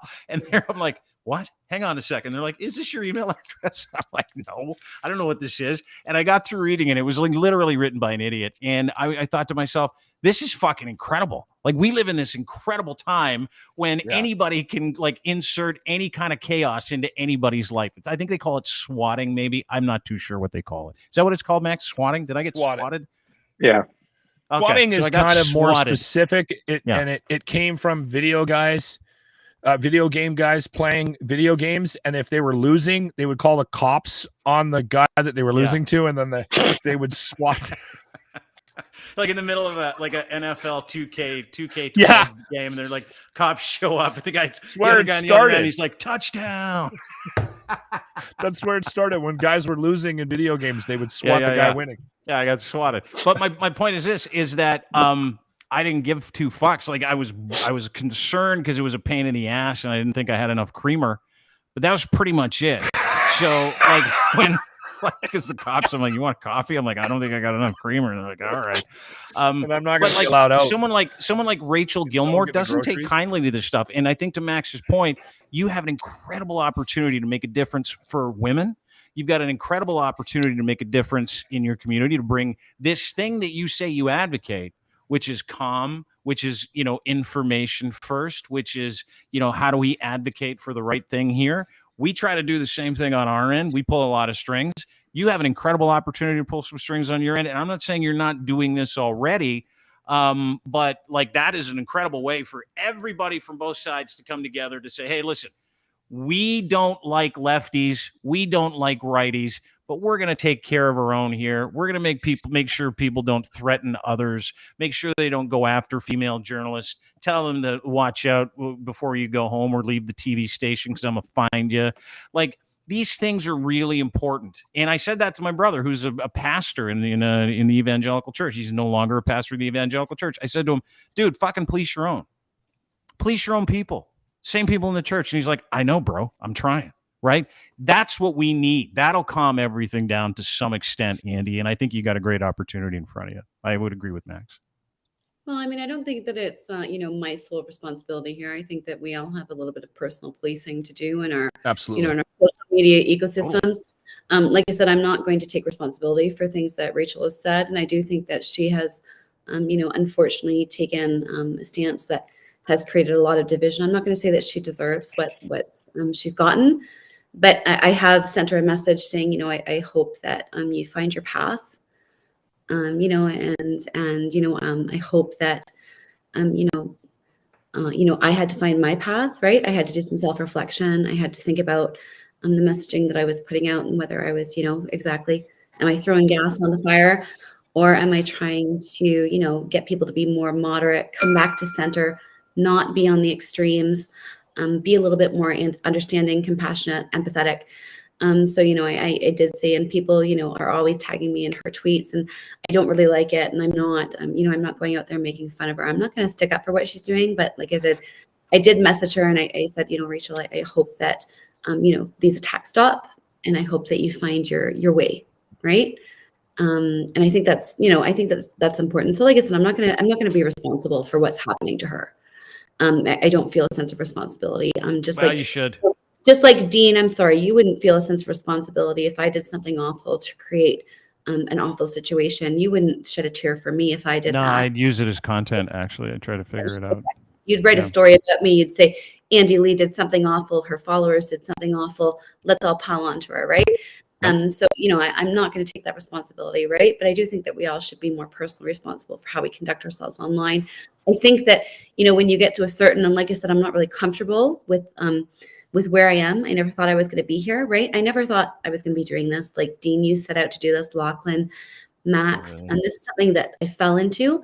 And, I'm not necessarily comfortable with it right now. But, I do think that, we should, regardless of how we came here, we came to, arrive at this position. I do think that we should all be a little bit, trying to lead by example. Agreed. Andy That's Lee, a great ladies way and to gentlemen. end. That's a great way to end right there. Max Fawcett from the National Observer. Last question. Can I make fun of the people at the fake trucker church still? Am I allowed to do that? No, the people at St. Bridget, no. Yeah, we can. Yeah, we can. They got evicted today. And yesterday. We can't make fun of them? Why can't we make fun of them? Why not? Because there's nothing funny about their situation. It doesn't matter. You know what? It doesn't matter if you believe. So is this a bad headline? Those losers at the fake trucker church in Ottawa just got evicted because they're culty shitbirds with no money? Yes or no? This is the toxic shit that is breaking up our country, Dean. No, it's not. No, it's not. Yes, it's entertaining the country, Andy. What about this guy? What about this guy, William? What about him? What about this hot stud? It's just ramped down like slightly, right? Hopefully Grubhub's hiring. Hopefully Foodora has an extra bike for the guy. I gave you another chance. You know what? You said that you were going to come on in good faith. You said a lot of wonderful things. How, we should try to communicate. We should be better. We should take personal responsibility. But we got to make fun of these guys that are pretending to be a church. You have to go up and you have to make fun of a bunch of churchgoers. Yeah, they're not churchgoers. They're losers. They're not churchgoers. They're fucking losers. They're Convoy people. Yeah, they're people who are fucking mentally, literally out of it. Okay. Andy, I do. So do the people of Centertown. Andy, listen, do us a favor then. Here's a proposition for you. You get the Grand Wizard of the church on, and we'll have a chat with him. Yeah. Bring the super guy from the church and some of his people, and we'll talk about it. They got evicted because they didn't pay any rent, by the way. I don't know if you saw that. Didn't pay rent, did a bunch of work, no insurance, don't have money. And then the guy today, he was like, we're here to like save the world, and no one's paying attention to it. Is a little bit of a lofty goal when you just squat at a church. That's my thoughts. So anyway, they're out, and I'm going to continue to make fun of them. But I tell you what, when we're done here today, I promise you I'm not going to make fun of you. I promise you that. Promise. Really? I am not going to shit post anybody. Nope. You said that last time you broke your promise. What's that? You said that last time you broke your promise. No, I didn't say I wouldn't shit post you after the whole thing. I did, but here's our exchange. This is our actual exchange. Let me put this in there, so everybody sees it. I swear to God, this was our exchange on a DM. I said, terrific. I'll let Max know. Let's try to keep the shit posting each other to a minimum after the show. And you're like, I'm not counting on it. I'm like, you watch me, girl. I'm not going to shit post you once. Based on my experience last time. Yeah, right? Things got crazy. Stuff happens. Andy, let me ask you, Andy, is everything okay today? Are you comfortable? Do you feel like you got your... Well, like I said, I think that these conversations, we have to have more of them, because what's happened is we have a chasm in our understanding and our ideology. And we've gotten so far apart. Right. And we're just like, we don't even want to try to understand each other. Right. We just want to lash out and hurt each other. We just want to. We're trying. Yeah. Right. Well, and so I think that's extremely unhealthy. And I think that Dean's not trying. No. But I am trying with you because you're a human and you're right here in front of me. We're all trying. Well, I don't know if we're trying. Would you say I'm trying, Max? Would you consider this trying? I think you're coming from a place of humor and self-deprecation. I don't think there's anything hard edge to it. There's good humor here, which I think is, that's part of the process. Yeah, we can all stay angry about these things, or we can laugh about them. But we should be able to make fun of the shitty church. Oh yeah, shit church is right. The shit. Come on, Andy, take your hand off your face. The shit church just took it right in the mouth. Here's the problem. So when we were talking about responsibility and things like that, so here's the problem. So of course it was the Rolling Thunder. Just gonna have to lead, right? Yes, Rolling Thunder. Mm-hmm. I was with the bikers. So people made fun of the bikers. They were, degraded in our media. There was a tremendous amount of suspicion. I met them. And so this is the issue, is when you don't, control your messaging, it can have real world implications. And so it had real world implications for the Bikers Church, which was vandalized. And yeah, but we didn't do that, so I don't care. Sure, but I mean, that's what I mean, is when you have to be cognizant of what Isn't you're there creating. suspicion that they kind of did it to themselves? No, they blame Karima. No, do you remember this? They blame Karima. They're like, Karima Rules did this. I don't know. Max, they thought Karima did it. I certainly don't think Karima did it. I think that it was, it was some, shithead. It's probably Antifa again. It's probably Trudeau. Let's end there. Let's blame Trudeau for the graffiti, right? But I mean, Fuck that's JT. what I mean. Dean. So I mean, you say that I should self-police myself and self-police my, supporters and things like that. Yes. But are you self-policing yourself, and are you cognizant that you can create real-world repercussions? Yes. Things like that. Yeah, that's why I do it. Yeah, totally. But I think, better repercussions. Well, I just like I encourage people to be civic minded. That's not help fair, others, be good to each other. Sometimes I'll take a strip off people. Is this headline hot? Maybe it is. I don't know. It's a great headline. That's one of my best. You got to admit, that is a great fucking headline. Max, you work in media, right? You're like the lead I was columnist making for fun of National your Observer. headline yesterday. One of the biggest, fastest growing legitimate news outlets, digital alt news outlets on the planet. Is this a snappy headline? Yes or no? Yes, with the caveat that we would never run it at the National Observer. It's just a little too Dean Blundell for us, but I think you get the message across here. I mean, look, this is the problem that I have with these folks, is they've been given far too much latitude by their supporters, by their enablers in the right-wing media. It is sort of like, a child who wants to believe things that aren't true, and the parents aren't shutting them down the way they need to. Like this is nonsense. You don't get to occupy a church, a heritage church. You don't get to do renovations without a permit. You don't get to not pay rent. We all have to pay our rent. That's the way the world works. And then when the police come, when a bailiff comes to enforce the law, you don't get to play the victim. It's just all so ridiculous. And if they looked differently from the way they look, I really don't think that they would have gotten the leeway that they're getting. But that's a whole other conversation for a whole other day. Well, maybe we can have that conversation. Sure. I actually I gave CTV Ottawa my blessings and Jeremy Sharon my blessings. They did a story on that. I thought it was very fair and balanced and not one-sided like we usually see. So I thought they actually did a really good job of reporting it. And like I said, I'm not going to take sides, but I'm not going to make fun of these people. I mean, I don't care what they've been through. I don't care who they are. I don't care what they represent. That's just not in me. That's just no. cruel. You're right. I still will though. Andy, thanks for doing this. Really appreciate you being here. At the Andy Lee Show is where you can find her. I kind of like that look where you're like, oh, here we go, Dean. That is Max Fawcett, lead column. Is this helpful? I'm just curious what Max thought.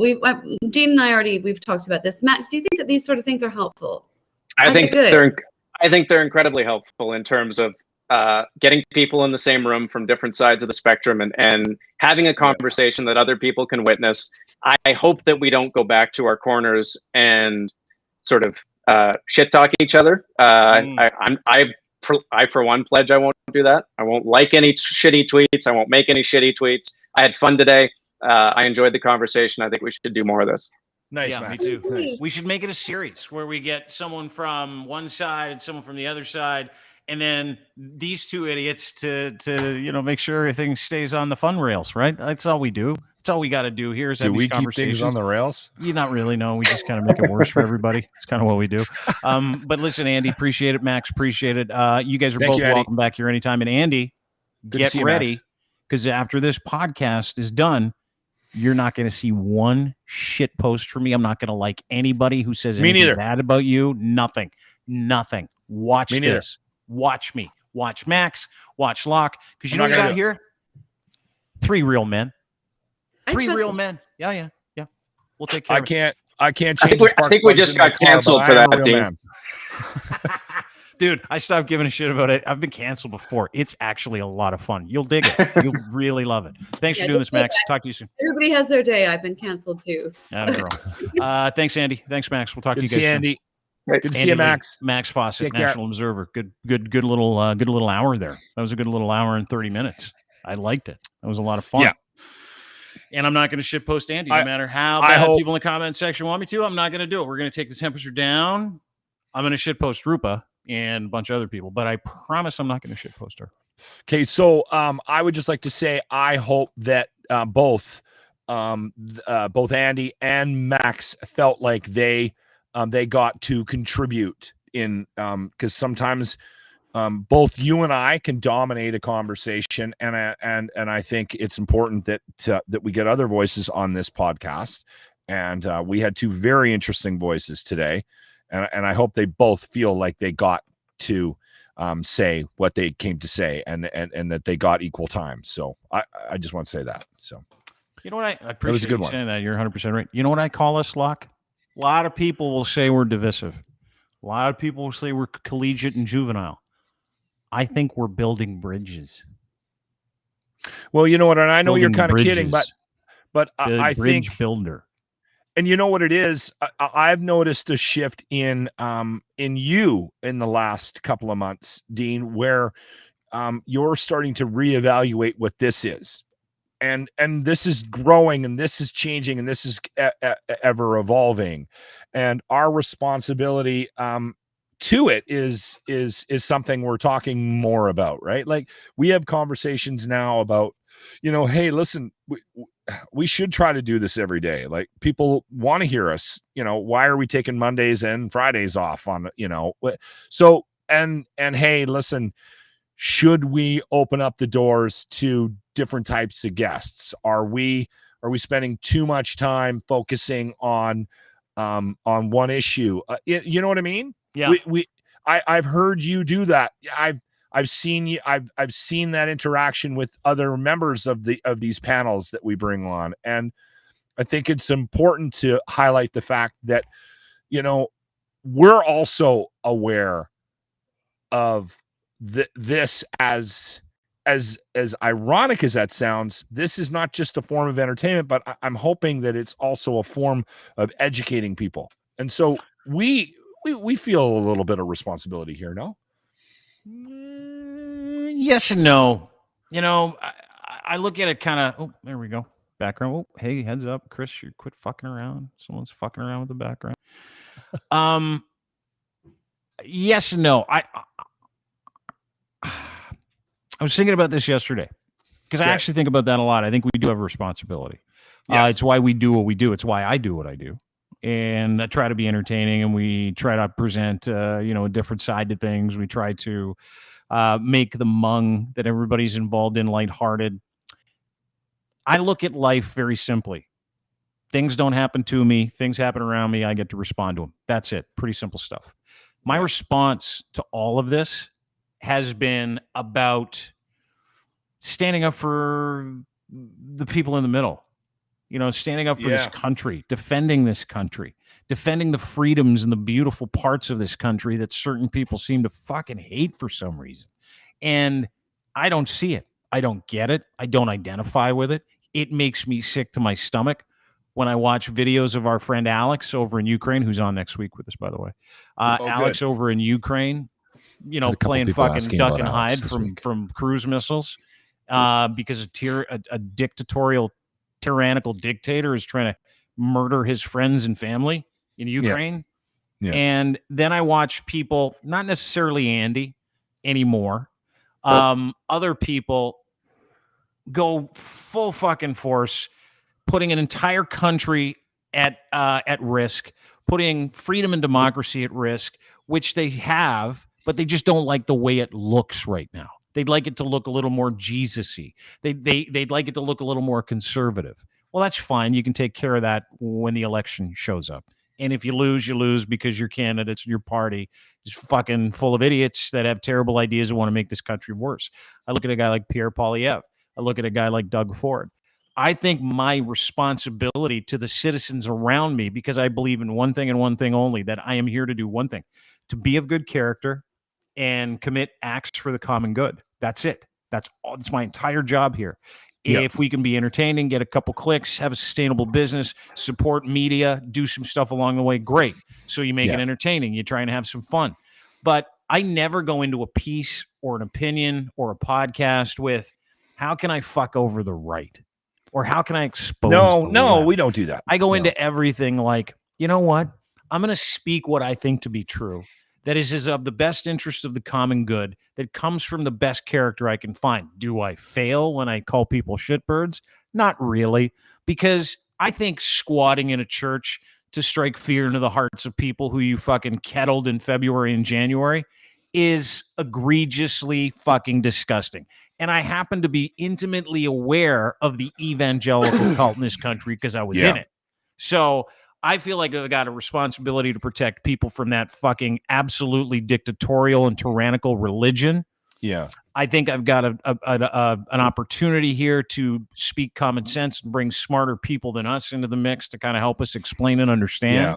But I also think that now is not the time to fucking double down on how much you hate other people, right? I think now is the time to say, okay, Andy, we shitposted each other. I find you hilarious. Let's bring you back on the show because you really want to debate. Max wants to come on. And I loved how that ended. Awesome. And you had a huge part in that where you were like, hey, listen, I identify with what Andy's saying. That's a brave fucking move for a dude like you, right? To say, I identify with her. And that put her at ease. And then Max is like, we all have a tremendous opportunity, and this is very useful. I get a huge kick out of that now, too, because enough's enough, right? Like at some point, we're going to have to treat society like it's a rock show where you don't know what the guy in the mosh pit thinks about vaccines, or nor do you give a fuck. At some point, we're going to have to be able to walk into rooms, have a legitimate conversation with somebody. I'm not there yet with a whole bunch of people, but I will still hold out disdain for the people that want to hurt others around them. And that's all I saw with this fucking church. These fucking losers that decided to strike fear into the hearts of the people that they absolutely gave PTSD at the start of the year in Ottawa so that they could fucking have a staging place to be big assholes. Again, that was there to hurt people of Ottawa. They say it wasn't, and that's all it fucking was. And so it really is, in my estimation, Locke, and I mean this, and I hope everybody fucking pays attention to this. When I see someone trying to hurt others, I try to hurt them back. And that's not a fucking good idea, right? No, that's not a great idea. You're aware of it, though. I have to be 100% honest. And I'm like, I don't care if you're from the left. I don't care if you're from the right. If you're trying to force this belief system or force what you say is happening to you onto the neighbor who has nothing to do with you, you're a cock. You're just a cock. And those are the people that have my attention. Always. But here's something that I think we can do to connect the dots and also tie in a comment that I thought Max made. And I feel bad that we kind of glanced over this a little. We might have brushed over it or ignored it because it was a very poignant conversation, and a point that Max made was that, listen, I don't think we need to, everybody doesn't need to sit here every day and deny what it is that they're trying to do. Like, if you're left wing, you're left wing. If you're right wing, you're right wing. But what he did say was, what he would like everybody to do is just be transparent about who they are and what side they represent and their belief structures. And Max is very transparent. You pointed that out before the podcast even. Andy, I don't know enough about her yet to say one way or the other if she's transparent, but at least on this podcast, from what I've seen, fairly transparent about what her goals are and where she stands in life, okay? Dean, and this is how I'm connecting all the dots here. Dean, I've been on this podcast now with you. We're closing in on 2 years. You are very transparent. You hate fucking religion. So much. All of it. Every fucking one. So anyway, I think if people that spend enough time with us or have spent any time with us, they know where that comes from. They know where the headline is coming from. It's from a place of dissatisfaction with what you went through it as a kid, right? Mm-hmm. Yeah, Anyway. it is, and that's how we all arrive at where we are today. Is like, fuck, what happened to us when we were kids, right? That's a lot of fun to unpack in your 40s and 50s when you're like, I think I need counseling. I'm pretty sure I need a therapist. Yeah, you're great. There's no issues there whatsoever. You're gonna be just fine. You're totally good. Anyway, thanks to Max, thanks to Andy for joining us. And I will say this, like walking into the bear's den, so to speak. I wouldn't have done it. She did. She's very brave. Yeah, that was awesome. I and again, I hope listen. I don't have to agree with her to give her credit for doing that, right? Right. But you did. And I wanted to make sure we pointed that out. Hey, let's plug that T-shirt because the thing is like flying off the shelves. Have we sold a few of those? We sold Scotty. I asked Scotty to send me an update. Do you have a picture of it, Dean, that you can post? I do, yeah. I'm going to bring it up. We have several shirts. If you remember, we had the very lovely Mayor Diane Tarian on the program the other day from Peterborough. If you remember, she was speaking on behalf of herself when she told the people that tried to show up the cult, the anti-vax weirdo cult, Ramona Dedula, Queen of the World, tried to arrest her entire police force. She said, officially from her own account, fuck off, you fuckwads. Ladies and gentlemen, we're very proud to announce the shirt has officially landed in the actual store. Not just a shirt lock. Oh, no. Not some stickers and stuff too, right? Yeah. Yeah, we got it all. You'll love it. We've got shirts, we've got flags, we've got girls, we've got boys, we've got men's, we've got ladies, and we have the safe for work and the not safe for work versions at the shop as well. If you go to the shop at deanblundell.com, our boys Scotty and Locke have whipped up maybe some of the best merch we've ever put out. It's part of the fuck line. You can get the safe for work. There's no such thing as a fuck line. Yes, there is. 90% of our clothes have the word fuck in them, so it's part of the fuck line. $40 gets you this shirt. You can get it in a multitude of different colors where it's like a maple leaf giving everybody the finger that has Diane's tweet along with her Twitter handle, fuck off, you fuckwads. You can get it in black, white, navy, crew neck, v-neck, sweater, hoodie. You can get it all. You can get the uncensored version, the not safe for work version, as well, where you can have a look and you can see the actual. But some people were like, I was just swearing. Why are you guys swearing so much? I'm like, fuck, whatever. Just, this is our answer to the fuck Trudeau flags. But here's the kicker. All of these, there's the flag too. Fuck off, you fuckwats. That is the best flag I've ever seen in my life. I love the pictures. Yeah, it's so fucking incredible. You can also get the sticker. You can put it on your car, and it is an homage. We've sold one flag and a bunch of stickers. Yeah, we have. We sold a ton of stickers and like hundreds of shirts already. So the great news is that all the proceeds go to parn.ca. Do you know what Parn is, Locke?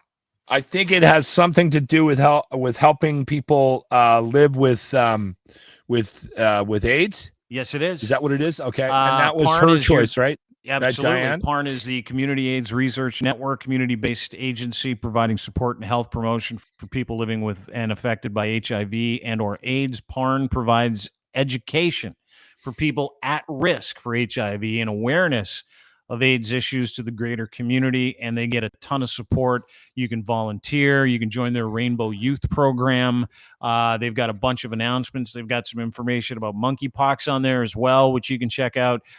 So Diane has chosen Parn, PARN.ca, as the charity of choice, and not partial, not some of, not a portion of, all of the proceeds, all of the profits will go directly to them as dictated by Mayor Tarian out of Peterborough, because she was the one that made it. And I think it was somebody in the comments section said that the quality of our merch is good. The cups are good. The flags, the shirts are really high quality. So I do appreciate that. We did a lot of work behind the scenes to find the right situation. It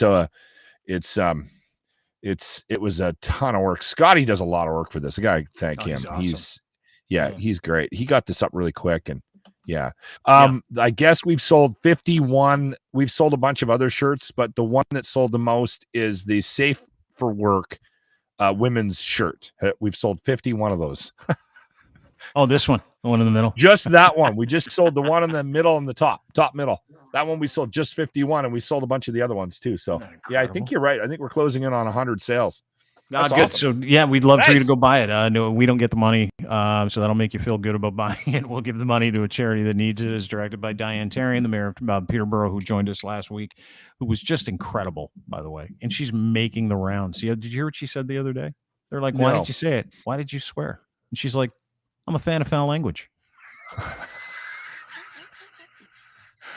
I'm like, I was in love with her when we talked to her. As soon as I read that, I'm like, where do I get the wedding ring? Yeah, it was a little creepy. Your infatuation with her. I don't know if she's coming back, but listen, that wouldn't be the first guest that we've ruined. She was awesome.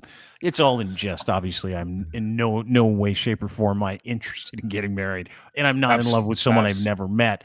I just have an enormous amount of respect for that woman. I think she's okay. Hold on. Let's test this theory. Sure. So let's say there's a knock on the door tonight, and it's Diane, Mayor Diane from Peterborough. Just decided she to took show a drive. To my house. It's online. That's why you had to have the cops show up. Lipinski put it online. And the guy that bought that house that lives there now was petrified for about a month and a half. Yeah. Did you hear that story? Have I told you that story? Got to know the police. Yes, we have heard that story. So she shows up and she just says, I heard what you said. Yeah. I am too in love with you. Yeah. Let's go to the chapel. No, can't do it. Then you got to be careful what you say. I know. Really. That's what I know. I'm overstating. You're throwing some energy out there, right? And it could bite you in the ass. I know. I don't want to do it. She's got her master's degree. She's the mayor of Peterborough. She's like a professional human being. She's one of the coolest people on the planet. You think that she's interested in, like, you know what I would love to do? Hook up with a blogger. Dean, you're more than a blogger. No, seriously. That's all I am. Just a blogger. Anyway, thanks for doing this, dude. Appreciate it. That was a good one. Yeah. That was fun, man. I'm going to go swig some more cough syrup. I got to get back on the horse. Yeah. You're never going to get the monkey off your back if you keep drinking it like it's fucking Coca-Cola, dude. Listen, I can tell how much I got in my mouth. I can swig exactly 2 teaspoons out of that bucket every time. You never do, though. I guarantee you never do. Because if you're anything like me, you're like, I'll take the same amount as last night and maybe a bit more. I was so stoned this morning. When you went to work? I was so stoned. No, I took it at work. I don't take it before I get in the car because I'm So you like, I'm not driving, but when I get to work to do one of the biggest radio shows in the city of Edmonton, Alberta, I need to get as high as fuck off cough syrup.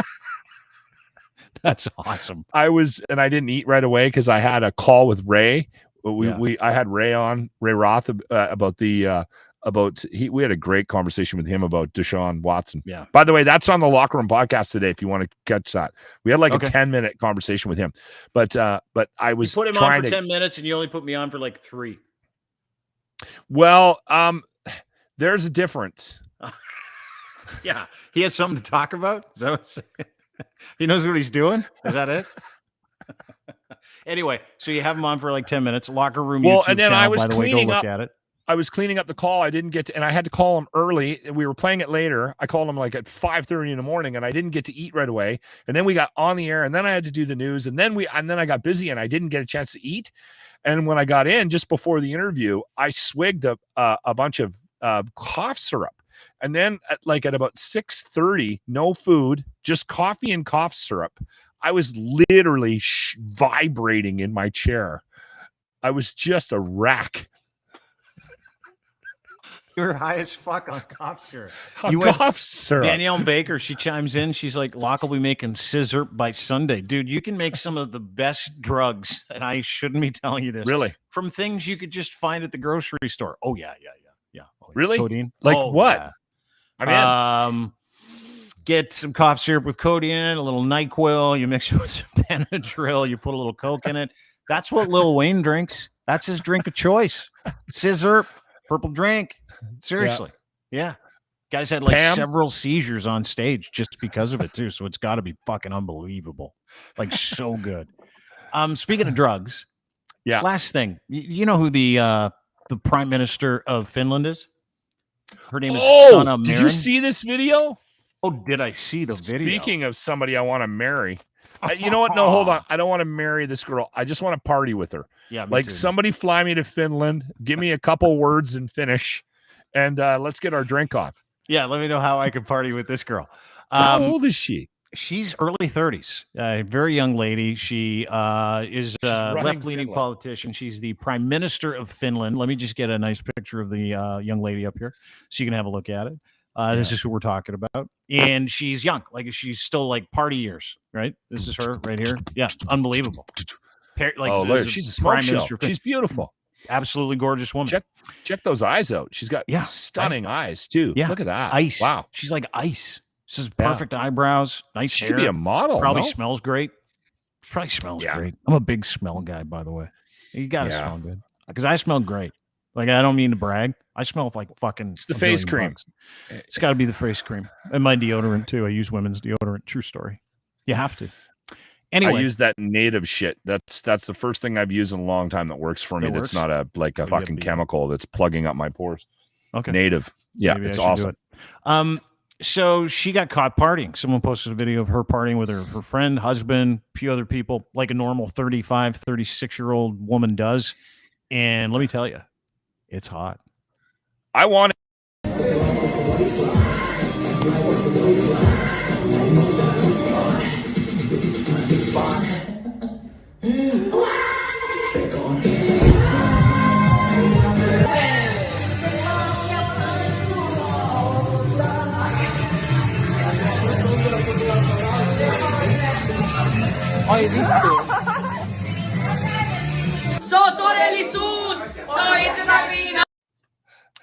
You know, partying. Like people do, I guess. People are losing their shit over it, right? Dude, she was forced to take a drug test today. That's my point. You're walking into work just cranking scissor. She fucking parties and someone takes a video of her and they're like, you need to take a drug test. She's like, what? I was fucking partying. I was dancing. They're like, you need to take a drug test. So she did. They made her take a drug test. Guess what? No drugs. Not one. She's just having a good time, everybody. She was having a couple of crantini. That's just like, you mentioned it yesterday, by the way, and I thought it was worth saying. Our politicians, who are generally fucking massive losers in general, in this country anyway, are they just not allowed to enjoy themselves? Is that the deal? Like, are they not allowed to party, go on vacation, that kind of shit?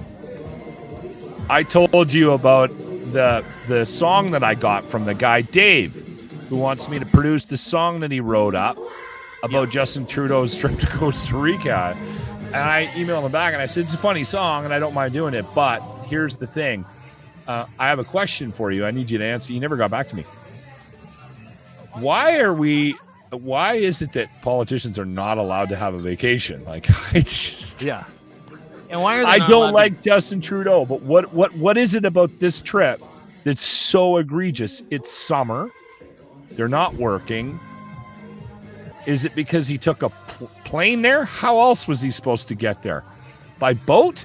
Like, I don't understand why everyone's so mad that Justin Trudeau went to Costa Rica. And you hate the guy. I hate the guy to go on vacation. Yeah. She is a smoke show. Oh. Yeah. Almost like beautiful. Almost too hot for politics. You know what I mean? know. I was thinking that the whole time. Like if you look at any, I'm gonna get in trouble when I say this. I know it. Well, what are you gonna say? But I own it, so I can't get in that much trouble. Type it in the private chat. I'll say we got a lot of ugly boots in Canadian politics. That's what I'm gonna say. We got some old handbags in politics. It's like, oof, you know, I don't know. Like I'm looking at in Ontario, Sylvia Jones, the health minister. She looks exactly like Doug Ford, but with glasses.